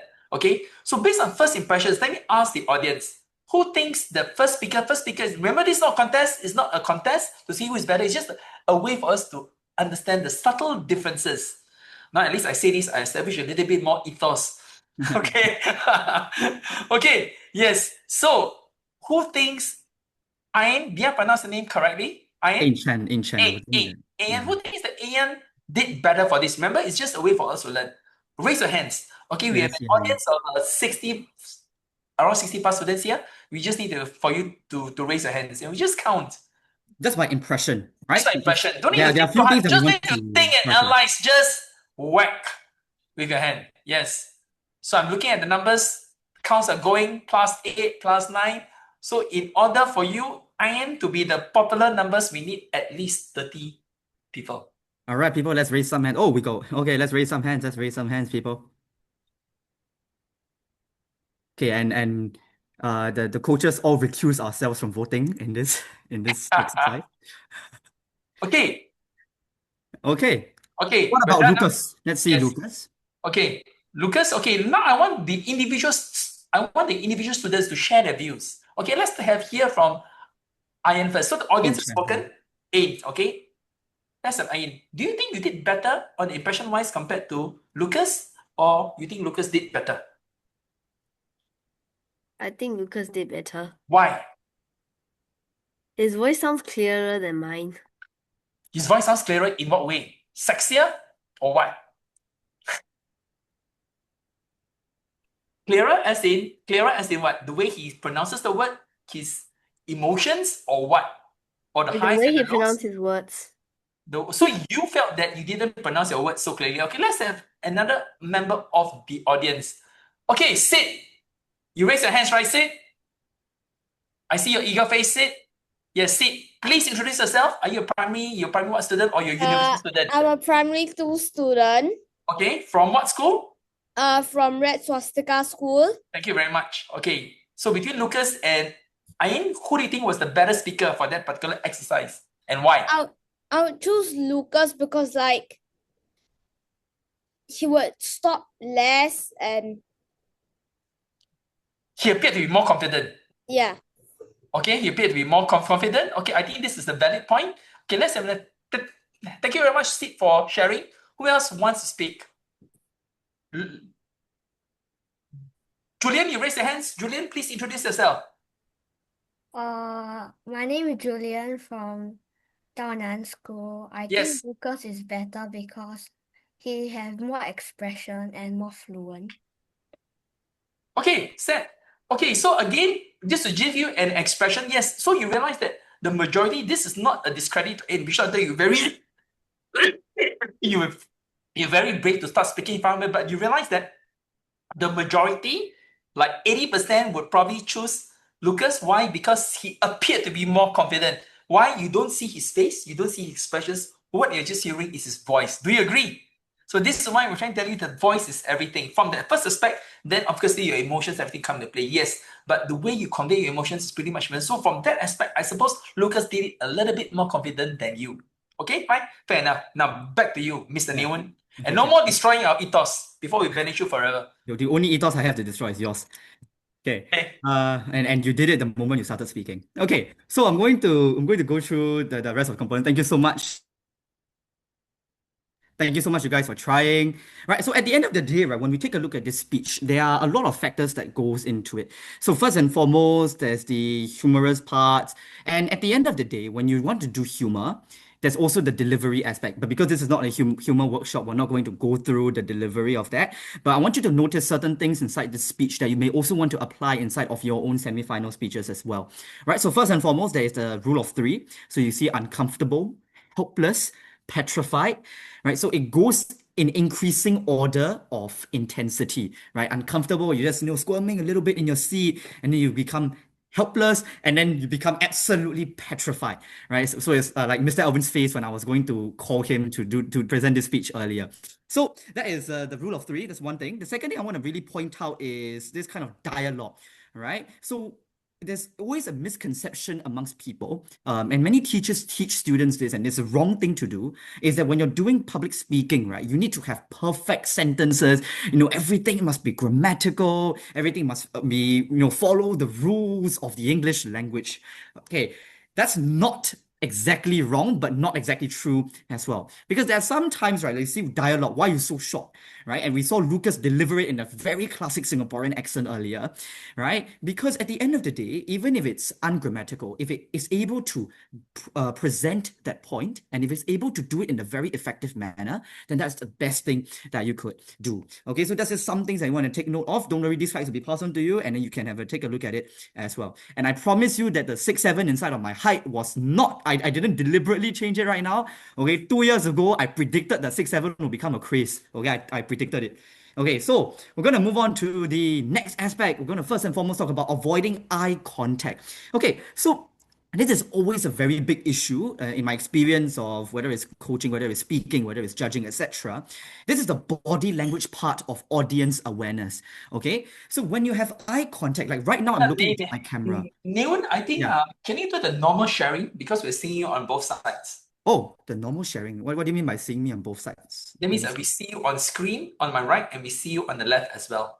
Oh, okay. Is this better? Yeah, this Okay, is cool. okay, my bad. I think I fumbled with something. Okay. Anyways, back to this, right? I think when we take a look at audience awareness, there's a lot of aspects that come about. So not just in your speech context as well, but also about your eye contact. So right now I'm looking at the camera, right? Even though I cannot see most of your faces because you have your cameras turned off, I'm still looking into you, right? I'm still looking at all of you. I'm still maintaining this eye contact. Why is eye contact so important? Because it helps you to psychologically include everyone, right? Because when you look at someone and you talk, you are addressing that person directly. So then how are we able to maintain good eye contact? So what I'd like to call this, and this is why I teach this, for two parts to eye contact. The first part is general eye contact, and the second is targeted eye contact. So what general eye contact really looks like is this thing where you are just scanning the whole auditorium or the whole crowd in front of you. So you may segment the space into maybe 4 parts, segment the hall into 4 parts, and you may look at one part at one time, another part at another time, a third part at another time, and all that, maybe 3 to 4 seconds each time. That's what I call general eye contact. Targeted eye contact, on the other hand, is really locking your eyes onto a specific group of people. So in a competition setting, you may want to do this for the judges, right? So you may want to look at each judge and then, nod, smile at each of the judges, because that's one thing to psychologically include them into your speeches as well. I'm going to talk more about this idea of smiling later on in another pointer as well. Okay, but this is one of the things that you can start considering to do. And many people often say that, it's very scary to look at people whilst they are talking. Yes, and the way to solve this is really just to try. Because at the end of the day, if you don't start looking at people whilst you're talking, it's going to be very difficult for you to be able to fix that. What I suggest is you start with people you're comfortable with, right? So your friends, your family, and all that. Try to look them in the eye when you're talking. And naturally, as you build this process up, you're going to be much more comfortable with it. And I guess give you a parallel, right? So when I was in primary 6, back in that day, right? I was a debater, right? For about 2-3 years, and that's when I met Mr. Alvin as well. I was a very rigid speaker.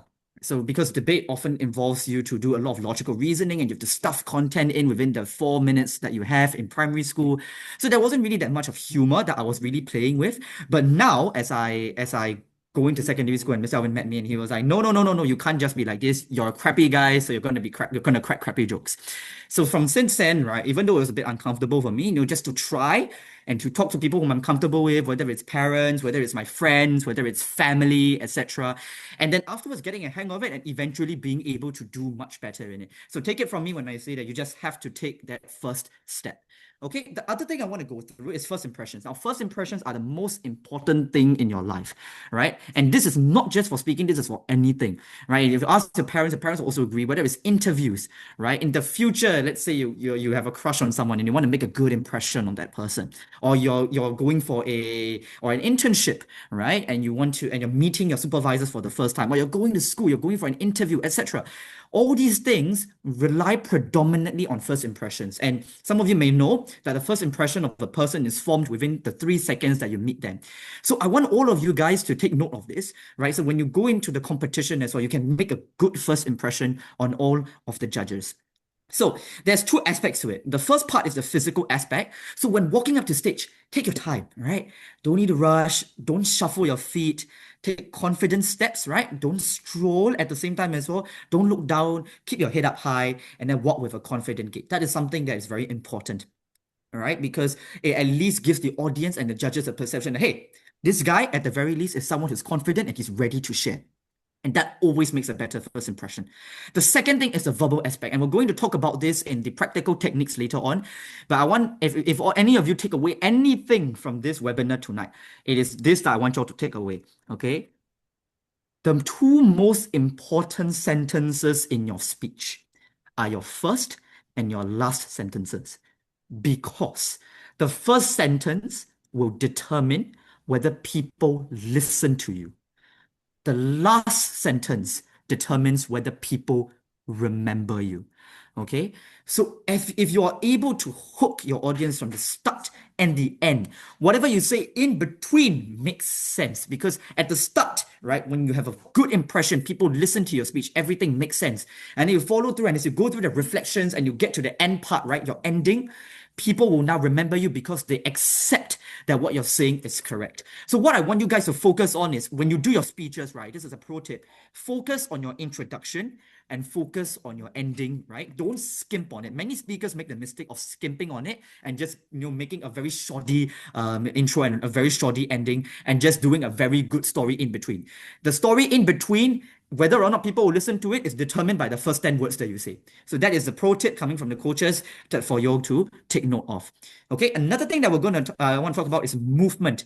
Okay, so many teachers in school, right? I'm sure all of you may also notice if you do speaking, often like to say that, you have to stand in one specific position. And the problem with this is when you're often on the stage, right, doing a public speaking competition or giving a speech, the stage is very big and you're just that one small figure standing in that one, like maybe about how much 10 cm times 10 cm space, when the whole stage is so huge, right? So the rest of the stage is so lonely. You need to spread your aura out to all parts of the stage so that you're able to get every single person on board with the speech. So meaningful movement entails going, from side to side, whether it's from one side to another side, and to deliver certain parts of the speech. One way to do it is, let's say your introduction, you start in the center. Your story, you move to the left. Your reflection, you move to the right, and your ending, you come back to center. That is one beginner way for you to start moving if you are not comfortable with moving just yet. Okay, but it's very important to move because it also keeps the audience engaged with you.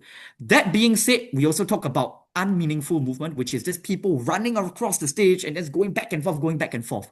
That makes you look incredibly flustered, and you shouldn't do that because you also need to maintain a certain level of professionalism. Instead, and the last pointer, right, what does meaningful movement therefore look like? It's very difficult for me to demonstrate in front of a camera. So what we're going to do is that all of the coaches here, we're going to promise you that during the coaching week, we will all demonstrate meaningful movement to you, and we will give this as part of your feedback as well. So Mr. Alvin, Mr. Sadiki, myself, and Mr. Raymond's classes will all involve this aspect. So you don't need to worry about that. Look forward to that. Yeah.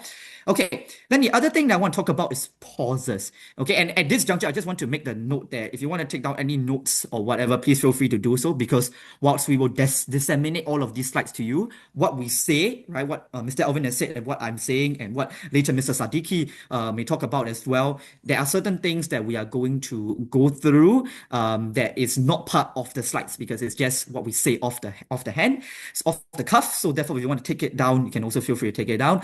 I know there are some questions that are being raised. I will take it at the end of this segment, okay? So bear with me for a while. So I want to talk about pauses, right? Pausing is a very important thing.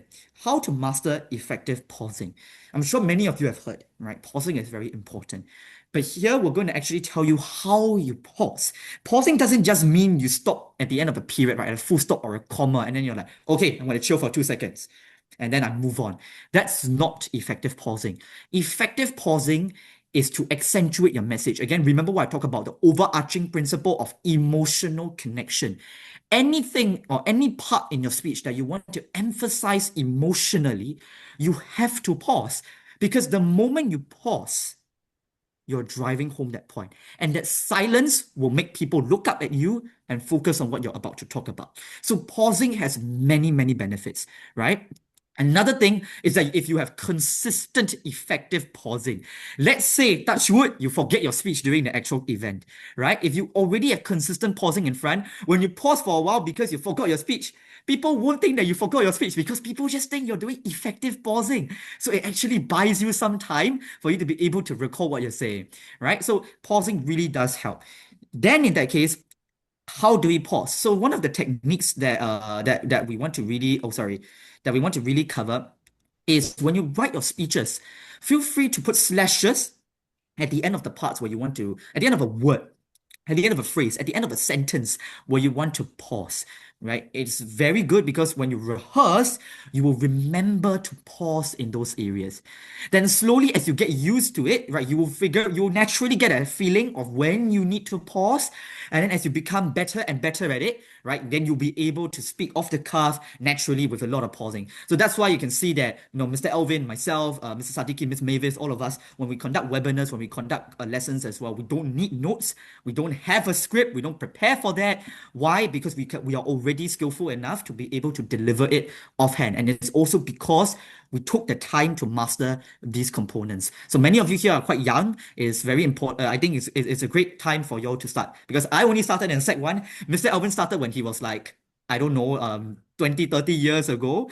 And the rest of the teachers also has been not as young. I'm pretty sure we all didn't start when as young as some of you guys are. Okay, so just y'all can try. Okay, another thing I want to talk about is smiling. Now, I don't know why this is such a big issue. Okay, in every single contest I've been in, people don't smile, and I find it very, very very difficult to understand, because smiling is the easiest way to make yourself likable to your audience, right? No matter how ugly you are, okay, right? People naturally say that, I mean, not everyone is as handsome as I am. Okay, not everyone is, right? Mr. Alvin is jealous of my looks every single day. He looks in the mirror every single morning and is like, dang it, man, I can't look like Nay Wun, right? So in that sense, he has to make up for it somehow. So what does he do? He smiles when he gives you a webinar, like how he's smiling right now, right? So when you smile, you make yourself likable. And there are 3 parts where I want you all to remember to smile. First is when you walk up to stage, right? Have a smile on your face, right? Instead of being like, I don't want to be here, or you're tired or whatever. Flash a smile to the audience, flash a smile to the judges. Maybe they'll smile at you back, no guarantees, but at least they are like, oh, this guy seems quite nice, and you immediately put them in a better mood. The parallel I want to draw is handwriting. So many of you are taking your exams, right? Some of you are in P3, P4, P5, maybe younger as well. I tell you one another hack that is not in speaking, but in your papers as well. And I'm sure the teachers here will agree with me as well. Having good handwriting is a major advantage, because when the teachers look at good handwriting, immediately they feel happy, because they don't have to tush, right? Or they don't have to vomit blood over looking at very shoddy handwriting. Everything is so neat and so organized for them to see. They're already naturally in a better mood. And when teachers are in a better mood, they're more likely to give you marks as well. And this is what happened to my O-level oral, right? My higher Chinese O-level oral, the reason, and my final exams in RI as well, the reason why I was able to score very high mark for my oral exam was not because my Chinese was good. Okay, my Chinese I think is okay, decent, But to get that score is because I was able to emotionally connect with the examiner. It was smiling, cracking jokes with them, right? Doing things that other contestants, other candidates don't do. And that's how you set yourself apart. And one very easy way for you to set yourself apart is to smile. Okay, so I want all of y'all to smile during the event itself. During your speech as well, at appropriate junctures. Of course, if your speech is a very sad speech, don't smile, okay? Please don't smile. If it's a very sad speech, you know, the different facial expressions will come into play. But if there's some light-hearted moments, when you're cracking a joke, when you're doing audience engagement. So one thing I like to do in my speeches on a higher level is I do a lot of audience engagement.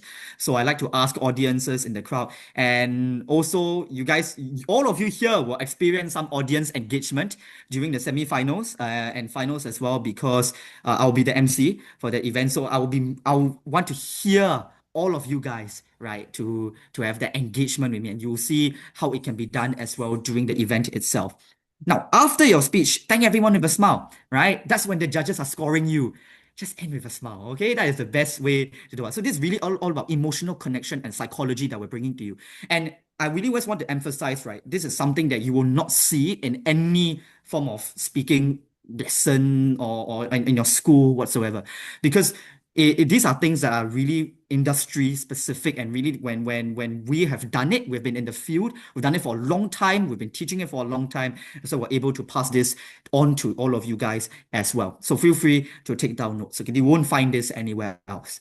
Okay, the other thing I want to talk about is body language. Now, this one is a little bit more generic, and during the coaching week, we are going to really focus on this as well, the expressive body language, because your body language really brings things alive, man. If you're maybe not good looking like Mr. Alvin, having good body language is going to be able to make you much more good looking, right? So, for instance, like maybe say Mr. Sadiki or Miss Mavis, who are naturally good looking, then they don't have to worry about this as much, but they do, right? Then they're naturally going to be even better as well. Okay, that was just a lot of flaming Mr. Alvin, but you guys get the point, okay, about the importance of body language. Okay, and it's because it's a visible way for the audience to be engaged with. So for instance, right, and I want to share with you guys this tip right now, open body language. Open body language literally means you open up your body. I'm not sure how much my camera is able to catch this, but you open up your body, right? And when you gesture with your hands, I want all of you guys to start gesturing with your palms upward. So when you give a speech, right, gesture with your palms upward. Don't gesture with your palms backward, because that is not open body, right?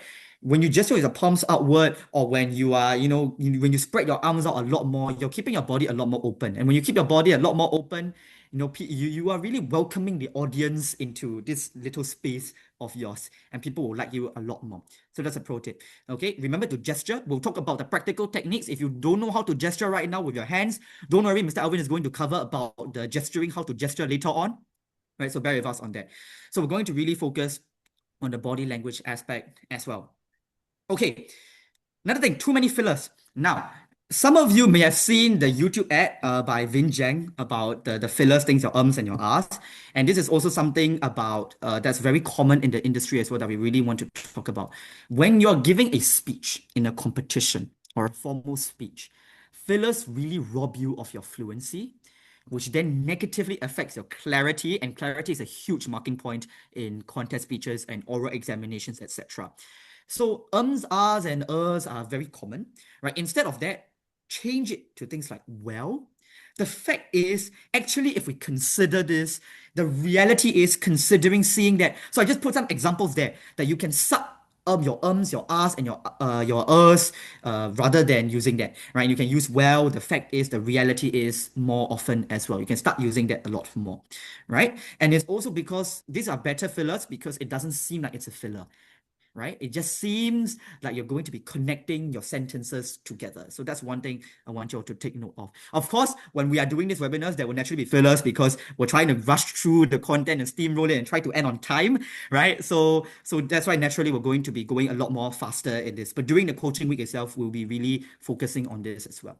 Okay, next thing, posture. Now, this is a very brief point. I'm going to breeze through it. Just like you're smiling, first impressions matter. Walk upright and confidently, right? Make sure that you look, as great as you are, right? Show yourself to the whole world. Okay, it's also okay to vary your posture a little bit, right? Sometimes if you are talking about being scared, it's not really theatrical to bend over a little bit because it shows the element of being scared, right? Theatrical would then entail like you screaming, like I'm not gonna scream the R right now. If not, the neighbors above my house, my flat, are going to call town council. But you get the idea of like screaming or like stomping your feet. That is theatrical. Okay.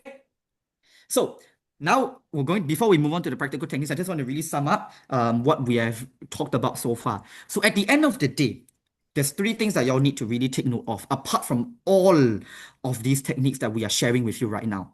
The first thing that is very important is the psychological aspect, the emotional aspect.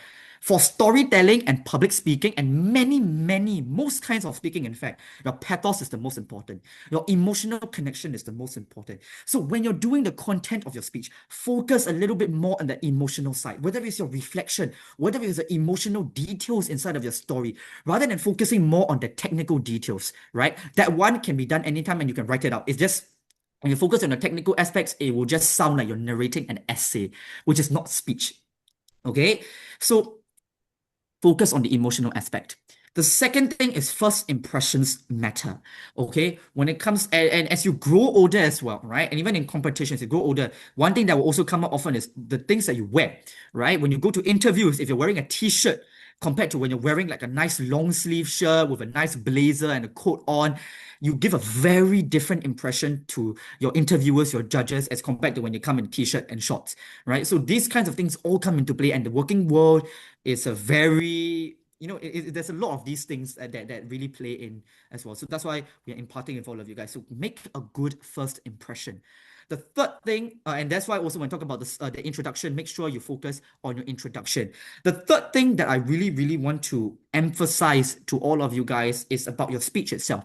And this is a pro tip, okay, that we're going to cover practical techniques, but I just wanted to preface it first. Memorization. So you will see that in your semifinals, it is a prepared speech, and all of you will be memorizing your speeches, correct? What many speakers do, in fact, most speakers do, is that they memorize the whole speech word for word. Okay, we see this all the time because we are also, all of us here are also coaches for the Trinity College Communications exam.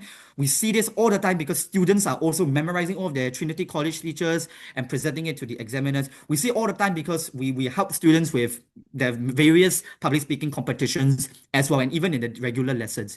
The problem with that is the moment you forget something, right? Even if it's just one sentence in your speech, your whole mind will go blank. And the reason is this: when you memorize word for word, your brain remembers your speech in a way where after this sentence, I'm going to talk about this sentence. After this sentence, I'm going to talk about this sentence. And I need to phrase this sentence in the exact same way I wrote it. And I cannot miss out a single detail. That's what your brain is now thinking when you memorize word for word.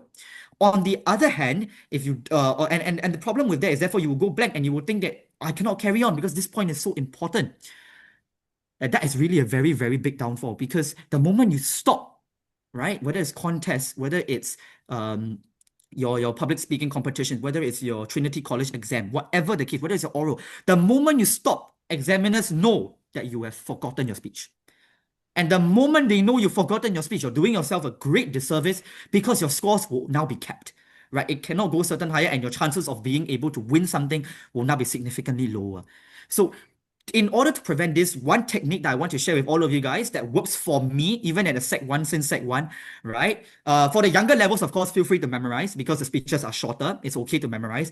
But for the older levels, right, we're talking maybe some of the upper primary students and lower Sec and upper Sec, right? And I'm going to emphasize this inside of my classes as well, and all of the teachers will be emphasizing it in their classes as well. When you memorize, it's good to memorize your speeches by parts. What do I mean? Remember the three most important parts of your speech. The three most important details, right? So let's say in your introduction, there is this sentence, there is this line that is really hard-hitting, and I really want to remember it. Let's say the first sentence that you give. Memorize that word for word. Okay? And then after that, just remember generally what you're talking about. Give yourself some wiggle room to change your sentences about. And then let's say your story, there is one detail that you really want to share, right? That is, I'm not sure what detail it is. There may be one detail or a few details, maybe 2 or 3 details in your story that means the most to you, that really pull your story together. In your reflection, there may be one quote, there may be one thing that your parents said, or there may be one form of reflection that you really want to share with the whole audience. memorize that. Okay, so that's the first step of remembering. Memorize the really, really key things, right? Maybe just, it shouldn't be more than like 10 sentences that you should be memorizing. 6 to 10, in fact, 5 sentences is enough already for you to memorize. Okay, that's first level. The second level is now remember generally what your speech is talking about.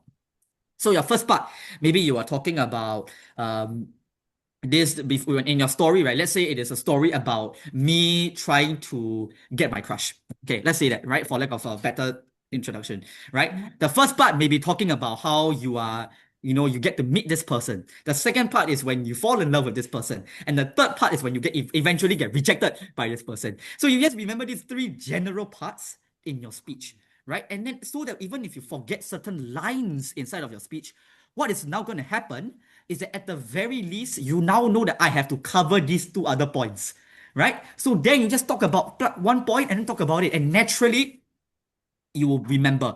You will begin to remember, and then you could draw it back as necessary. So that's the second level of memorization.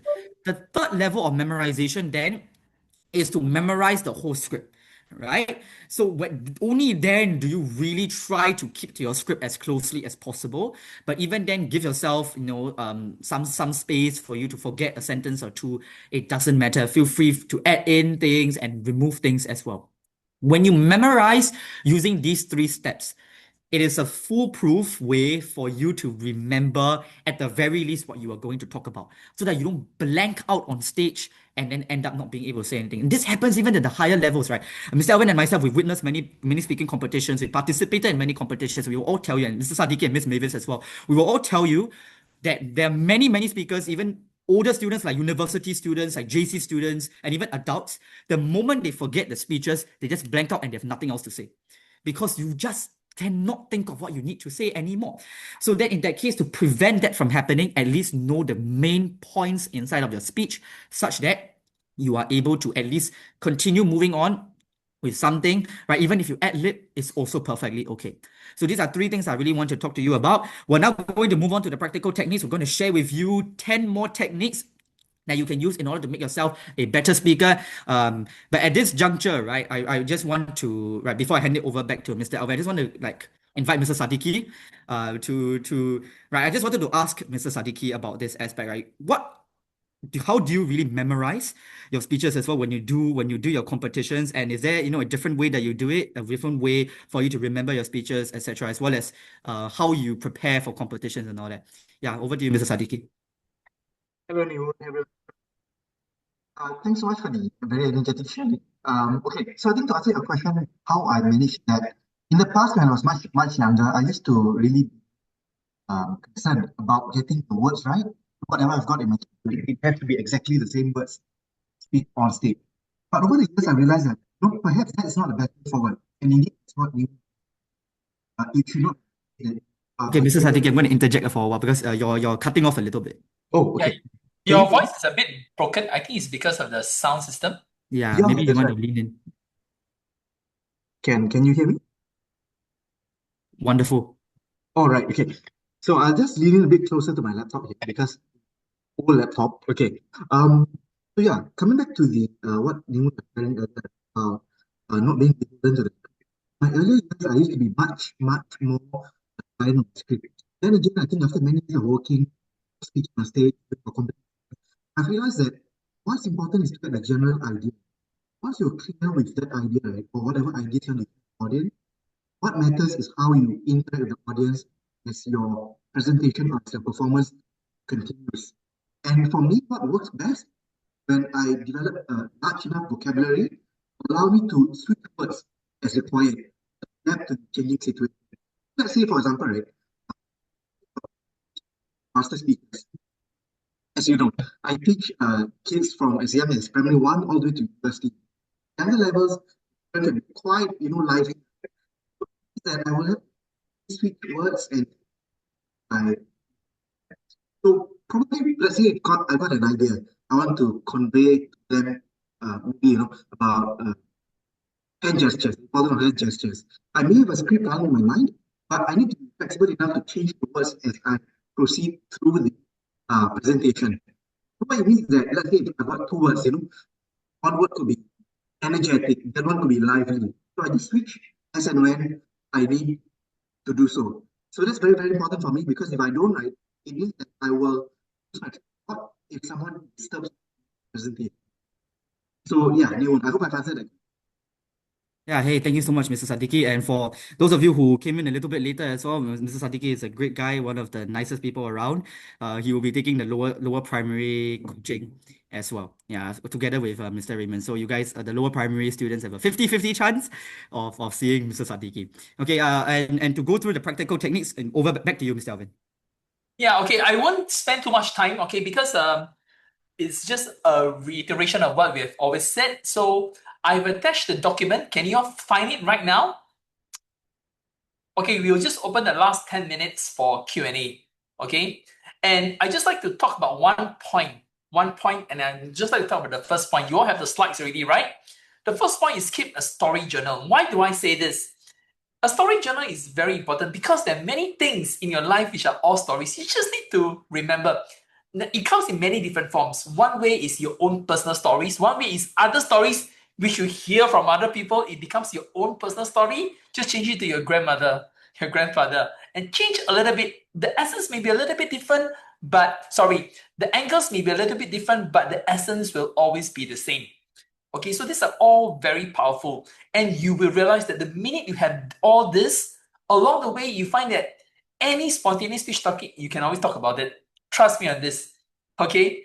So, and because everything is a story, everything is about your experiences from a neighbor, experiences with your father, experiences with your friends, and everything. And once you have that journal, you will do a lot of wonderful things. And you don't even need to remember it. You just need to flip through it occasionally, and the points will stick to your head. So wonderful phrases, wonderful stories, something you hear on the radio, something you read in a book, all this becomes part and parcel of your story. So this is the number one thing which I always tell students or any other person who bothers to keep a story journal, especially when you are learning, when you're developing your database. I used to do that when I was younger, not anymore because I'm pretty old already. So I don't really need a story journal because my life is a lot of stories already because I haven't gone through much in life. But yes, in general.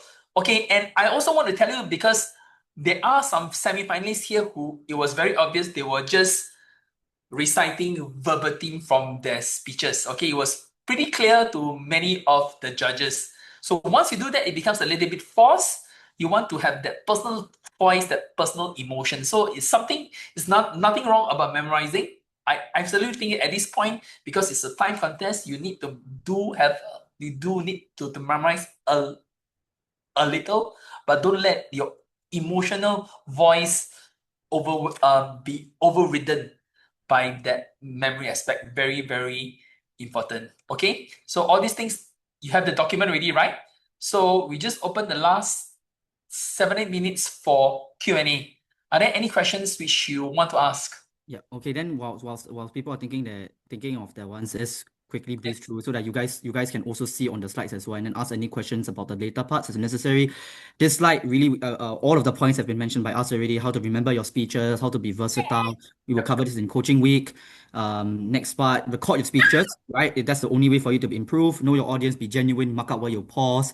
This is what we've also gone through as well. In terms of broadening your thought process, the ways to do it, really 5 main ways for you to do it, right, that we really want to talk about. First is to listen and look around the world. Like look at the world around you more, right? Get off your phone, take a look at your surroundings, because there will always be funny things, there will always be interesting things that are happening around you as long as you are interested to talk about. Second, read the papers, right? When I'm talking about things like newspapers or documentaries, whatever interests you, read the papers. For me right now, I'm very interested in finance, so I'm reading a lot of finance news, but anything that really interests you, whether it's politics, whether it's whatnot, you can try reading it as well. Of course, for the older students, this will apply a little bit more.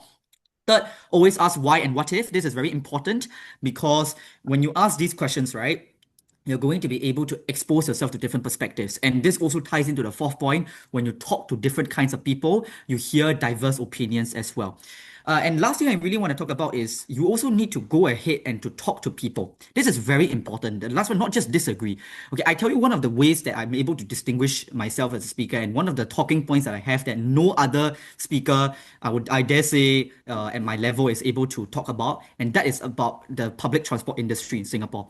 And I tell you the reason why I'm able to do it is because I go on the ground to talk to the captains, the bus captains. I have friends. I have multiple bus captain friends. I have multiple train captain friends. I have multiple taxi cab friends.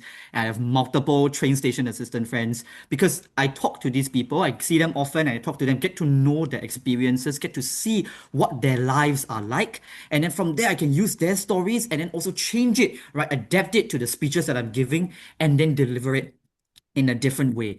So for instance, if I want to talk about a certain topic, right, but my friend has mentioned it about before, but I've never had that personal experience, I can take that story. Let's say Mr. Alvin shares with me a story in class, right? I take that story, I change it, it becomes my story. So at the end of the day, when you listen to more people and you talk to more people, not just to the people who disagree, you're going to be able to expose yourself to different viewpoints, right? To different viewpoints.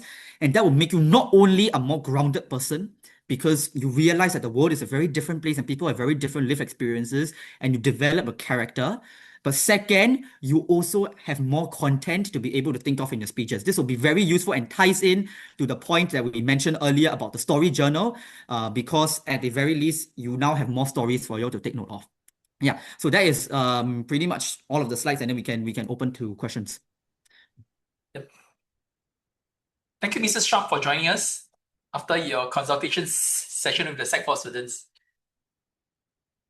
Yes, any questions, please feel free to ask. Remember, this is a chance for you to ask. So, yes. Yeah, we have some people raising their hands. Abu Mani? Yes, you can please introduce yourself.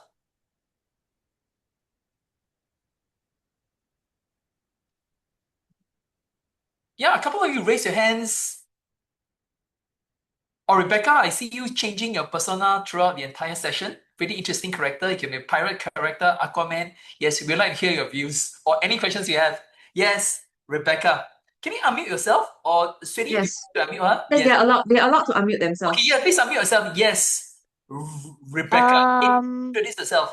When Which is persona the are you assuming now? semi-finals? Where is the semi-finals? That's a good question. Ladies and gentlemen, do you know where the semi-finals are? Yeah, I think where? Nope.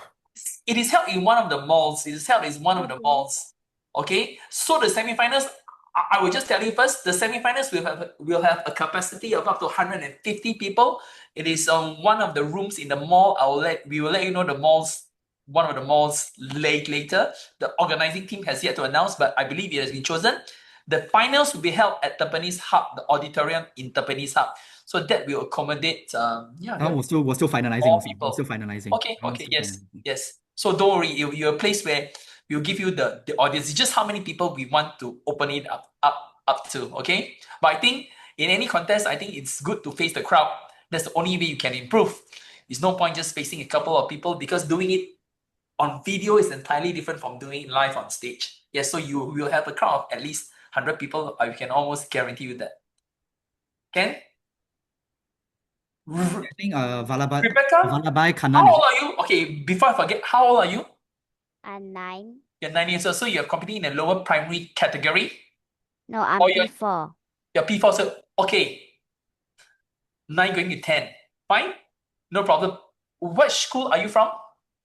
Edgefield Primary Edgefield, School. okay. Thank you very much. Thank you, Rebecca, for being so interesting throughout the entire night. Yes. Let's do Vallabhai Kannan. Yes. Pardon me if I pronounce your name wrongly. You can unmute yourself and ask your question. Yes, you can unmute yourself. Okay. Okay, he or she put down her hands. I think Zaya? The attire we have to wear. Do we wear a uniform or formal clothing? Okay, I believe okay, sorry, I do not know the mechanics, but I believe from the semi-finals and finals onwards, you got to be in your school uniform. This is what I believe. Okay, but anyway, I think the organizing team will be sending out the logistics pretty soon, but I believe will be in the school uniform. Because the reason why that is a rule, so in any formal contest, you're supposed to be in your school uniform. And there's also a practical reason for it. Because if you don't specify that, trust me, in the past, many people come in all types of attire. Some even come in slippers, which is not really too pleasing to the eye and not too professional, okay? Yeah, so I think as a matter of courtesy, professional appearance, you come in your school uniform, unless you are a university student, your own attire, unless you're a polytechnic student, own attire. Okay, cool? So Yes. confirm and get back. Yeah. Andy? Andy, you raise your hands.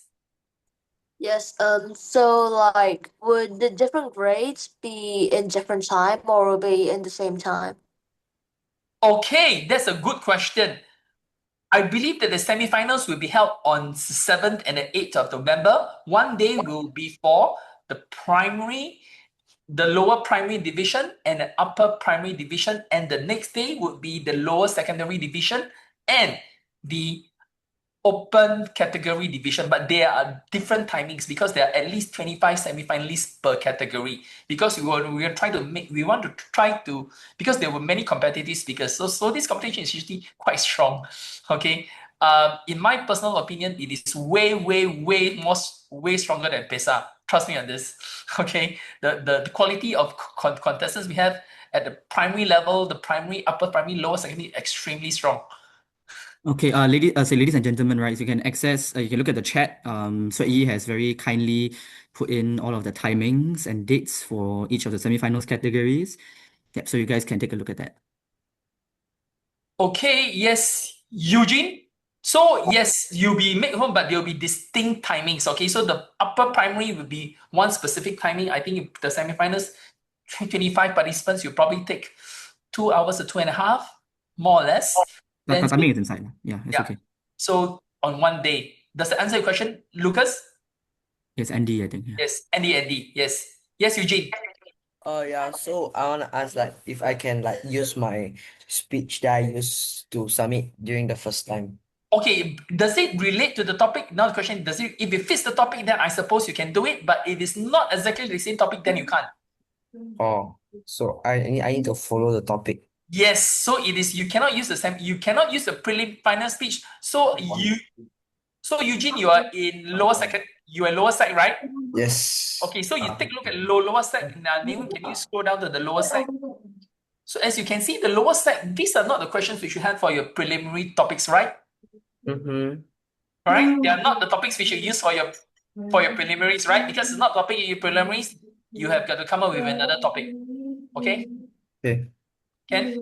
Yeah, okay, so people all please remember these are the semi-finals topics. Please Yeah. write your speeches according to one of the topics inside the category. Don't combine into all three topics and write. Yes. Okay, it's different from the preliminary rounds, but you will be delivering your preliminary round speech during the coaching week because for fairness, we are not going to help you vet your semi-final speech. The judges will see it for the first time and for the first time only during the semi-finals itself. But in order for us to give you the feedback, in terms of your body language, everything that we talked about, you will be presenting your preliminary round speech, the one that you submitted by video during the coaching week. So you can bring a script along. It's okay. Don't need to memorize 2 speeches at once, but it's good too. But for the semi-finals itself, you have to write its distinct speech according to one of the 3 questions inside of each category. You don't have to submit your speech to us in any form whatsoever. Just come and then just deliver it. Okay? Yeah. Okay, but this is okay. We will tell you more. We will tell you more going forward. So right now the question is this, right? What happens if you want to deliver your prepared speech? Okay, so this is the question which I'm sure many of you are going to ask. What happens if you want to deliver your prepared speech? I suppose it is fine, but okay, but there are some reasons why we say this. Okay, so I just give you the angles. If you want to deliver your prepared speech for the semifinals, that's totally cool as well. But I just want you to consider this angle. If I were to do it, I think it depends on my comfort level. It depends on what type of speaker we are. So there are some pros and there are some cons. The pro is that you actually get to deliver it live, practice your speech, which is great, and the coaches can give you some feedback. On the downside, the people who are competing with you know exactly what you're going to say, and they may choose to modify or know how to tackle you. But this again, it's not the most important thing. One important thing is that because we should not view it as just a contest. It may be cliche to say it's not just a contest, but technically, for me, all these things are means for you to improve. So if I were you, if I were you, on a practical basis, I would, on a balance of things, as I mentioned, I come from it as a learning experience. Okay, if I end up on the podium, great. If I don't end up on the podium, it's been a great learning experience. So I always come from this angle. So from this perspective, if I were you, if you want to practice your semi-final speech, I think it's okay. We're not going to rule this out. Okay, but just be prepared that the rest will see your contest speeches. But I think it is okay. It's not, like I said, it's not a matter of life and death. So this is how I would see it. So to give you the option, so at least it makes a little bit more sense. Why Nay Wun talked about the prelims stage? Because it is understandable that everything, the content is only as good as your delivery, correct? As a delivery. So whatever which you did for the prelims would also apply for your semifinals and finals. But obviously, because the content is different, the way you emote may also be different. So from the angle, if you choose to give your semi-final speech, I think that's okay as well. Fine. So I think it's fair, but I'm just telling you the pros and the cons. If you're okay with other people seeing your speech, by all means, go ahead. Okay, so we're not going to set the yardstick on this. It's just for you to improve whatever things you choose to do. So I was just looking at these angles. Nay Wun, the reason why I say this because straight away there are a number of queries on this. Okay, which is fair. Okay, we will discuss and then revert. Right. Yeah, it's fine. Because it is a question of we have given you the ideas, we've given you the tips, still it is up to you. Okay. Yeah. Okay. Yeah. Yeah, I think let's move on because we have a couple more questions. In Chan Miemo. Yeah, what's up? How many people will get shortlisted for the grand finals? Okay, that's a good question. So grand finals, because I told you that the upper primary section very, very competitive, many great speakers. In fact, for the upper primary, there were a few hundred entries, and we had a lot of trouble just getting into just shortlisting the top. Because in my frank opinion is that there were at least 40 good speakers, 40. So initially it was meant to be 25, but we decided that on the basis that it was very difficult to distinguish them, we decided to increase it to 30. So all the rest of the categories had 25 semifinals except the upper primary. So this is how it's going to work. For those with 25 finalists, we're going to cut it in half. There will be 12 finalists. You're in the semifinals, you really get a trophy and a cert and a few other things, okay? So don't worry about that. Because we recognize your achievement, you get a trophy straight away in the semifinals, even if you don't attend. Okay, so semifinals for all categories, 25, 20, 25, except for upper primary, we have 30. Finals, the category of 30 upper primary, we'll cut it down to 15. So we have 15 finalists, half. For those with 25 semifinalists for all the other categories, the finalists will be kept at 12. So it's literally half. So half of you will make it for the finals. Okay, just take it as a learning experience, right? And as I mentioned, some of the students here in the past, they didn't even make it to the finals for the contest. I'm telling you, this is the reality. But right now, they are champion speakers in their own rights in the various speaking contests. We have quite a few of these students. So it's just a way for you to get more experience. Over time, we can always become better and better and better. So don't worry about that, okay? You try your best. If your best is what expected, cool. If your best doesn't get into the finals, I think all of you have done a fabulous job. Okay, pardon me, this is going to be a hard name for me to pronounce. Sakti Murali Krishna, is it? Yes. Good evening. Can you hear me? Yeah, what's up? I'm just curious. When we start our speech, do we introduce ourselves with our name and school, or do we just go straight into the speech because it's timed? Okay, so for this, we will confirm. We are still discussing. We will confirm with you on the coaching week. But generally speaking, it's good to just we won't count it inside your time, right? So what we will do is just you will introduce your name. So for you, my name is Sakti, and your speech topic, right? So that the judges are aware of what topic you're talking about. So let's say you're in which category? Lower secondary. Okay, so you're in the lower secondary. Let's say you choose the Everyday National Monument. You'll just be like, once you go up, you'll just be like, ladies and gentlemen, good morning. My name is Sakti. I'm going to talk about the Everyday National Monument. And then pause. And then afterwards, we can time you when you begin on your first word of your actual speech. Either we will do that, or the other option is we will figure out your topics on the actual day itself, and then the MC will then announce your name as well as your topic, so that you don't have to. So we will confirm one of these two options in the coaching week. All right. Thank you. Thank you. Okay, Elliot, you have a question? Good evening. May I ask for as mentioned just now, there is a Q&A session. So how many questions are there and how long will it roughly be? What is your name? Elliot. Elliot. Okay, Elliot, thanks for highlighting. You'll be given 20 questions for you and you only. He's kidding with you. He's kidding with you. Okay, he's kidding. Don't worry. We don't have a lot of time, so we're probably just going to ask you 1 or 2 questions. It depends. Yeah. Okay. It depends on how precise your answer. It depends on whether you elaborate. If your answer is 1 mini speech by itself, that's probably 1 question we're going to ask, but we're going to cap the time. Okay, when we talk about this this Q&A segment as well, it's going to last generally about 1 minute to 1.5 minutes, right? So the judges will ask you the questions because the judges will be seeing you for the first time. They are not from MSP, and they will be seeing your speech for the first time. They'll be hearing for the first time. They'll be listening to you for the first time. So they will just ask you a couple of questions. And for those of you who are still here with us, thank you so much for bearing with us. On the semifinals itself, we are also going to have a surprise announcement for the finalists, right? For the finalists, we're going to take a look at a surprise segment. So we're going to share with you guys all on the semifinals day.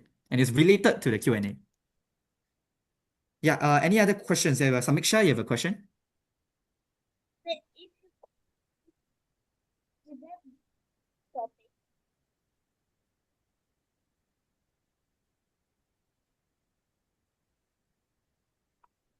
Sorry, we can't hear you. Come closer. If you get shortlisted for finals, will there be another topic? So I mean, this one we have on our no, right? Okay, this one will let you know. Yeah, but we given the time constraint, which is just 1 week after that, I cannot determine for now because the organizing committee has not determined, but we will let you know pretty soon. Okay, but let's try to get to the finals first. Thank you.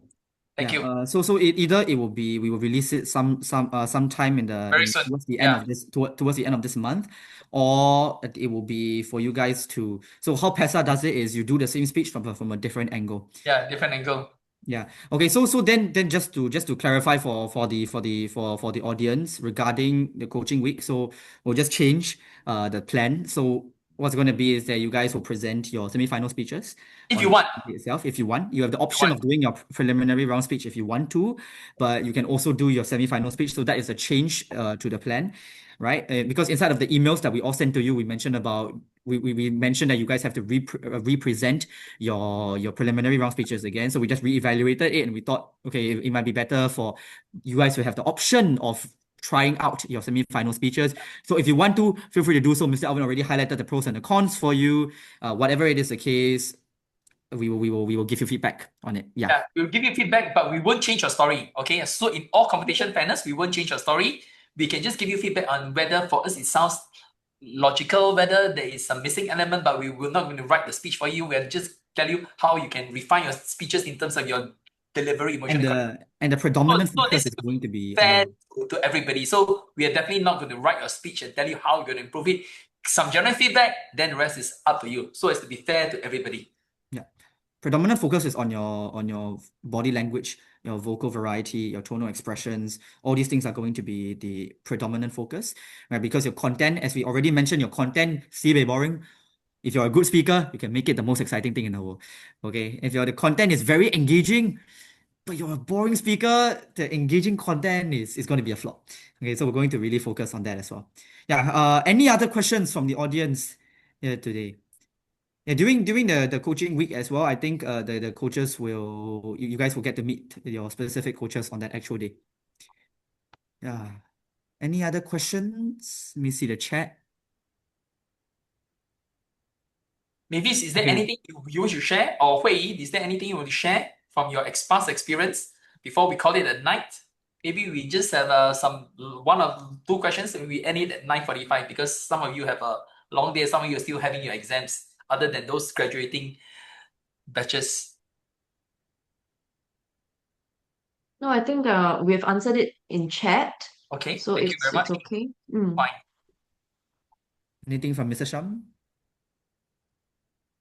I think there have been many good points that are shared, especially the idea journal. All these are very good for generating ideas for your own writing as well, and as for other relevant academic purposes. So I found it very, I found them very useful. Thank you, Mr. Sham. Thank you to one of the students for not stifling his yawn. Just joking, don't worry. I think Okay, my classic case. Yes. I think then we're good. Yeah, so I think we're done. So I'd like to thank everybody for coming here tonight, and thank you to all the teachers and all the coaches like Nay Wun, who has painstakingly given his all in trying to help students. And he's a very experienced speaker despite his young age. And of course, he looks pretty old, but it really doesn't matter. He's really young in terms of age, but even he looks really like an old man. But we do appreciate the fact that he's bothered to come in and try Taste you. Thank you very much. Okay, and thank you everybody for joining us in this session, because I hope you found it useful. So just remember, speaking is always a journey. No matter how good you are, we can always become better. Even now, when we are speaking, I actually become better over the years. Trust me, when I first joined MindStretcher like 17 years ago, I was an okay speaker. I was a confident speaker, yes, but right now I'm a completely different animal because I've done it over and over again. And when you teach also, you get to see other students, then you improve along the way. So speaking is always a journey, no matter at what stage you are. And I say this with absolute confidence, whether you're a champion speaker, whether you're a growing speaker, whether you're a developing speaker, all of us can definitely become a better version of ourselves on this public arena. And I say it with absolute confidence, but it doesn't come by listening. It comes by doing. There are no two ways about it. You got to do it live. Okay, then you see over time you gain that confidence, and confidence cannot be learned, it has got to be gained. No two ways about it, especially when it comes to speaking. Okay, cool. Okay, thanks to all. Thanks to Ms. Mavis and Mr. Sham for coming as well. Thank you very much, Nay Wun. Hope all of your O-level students did okay for the paper today. Okay, so we'll see you for the semi-finals coaching, and have a good night, everybody. And thank you to the organizing team, like Sweetie, for organizing this event. Thank you so much. Thank you. Good night, guys. Thank you.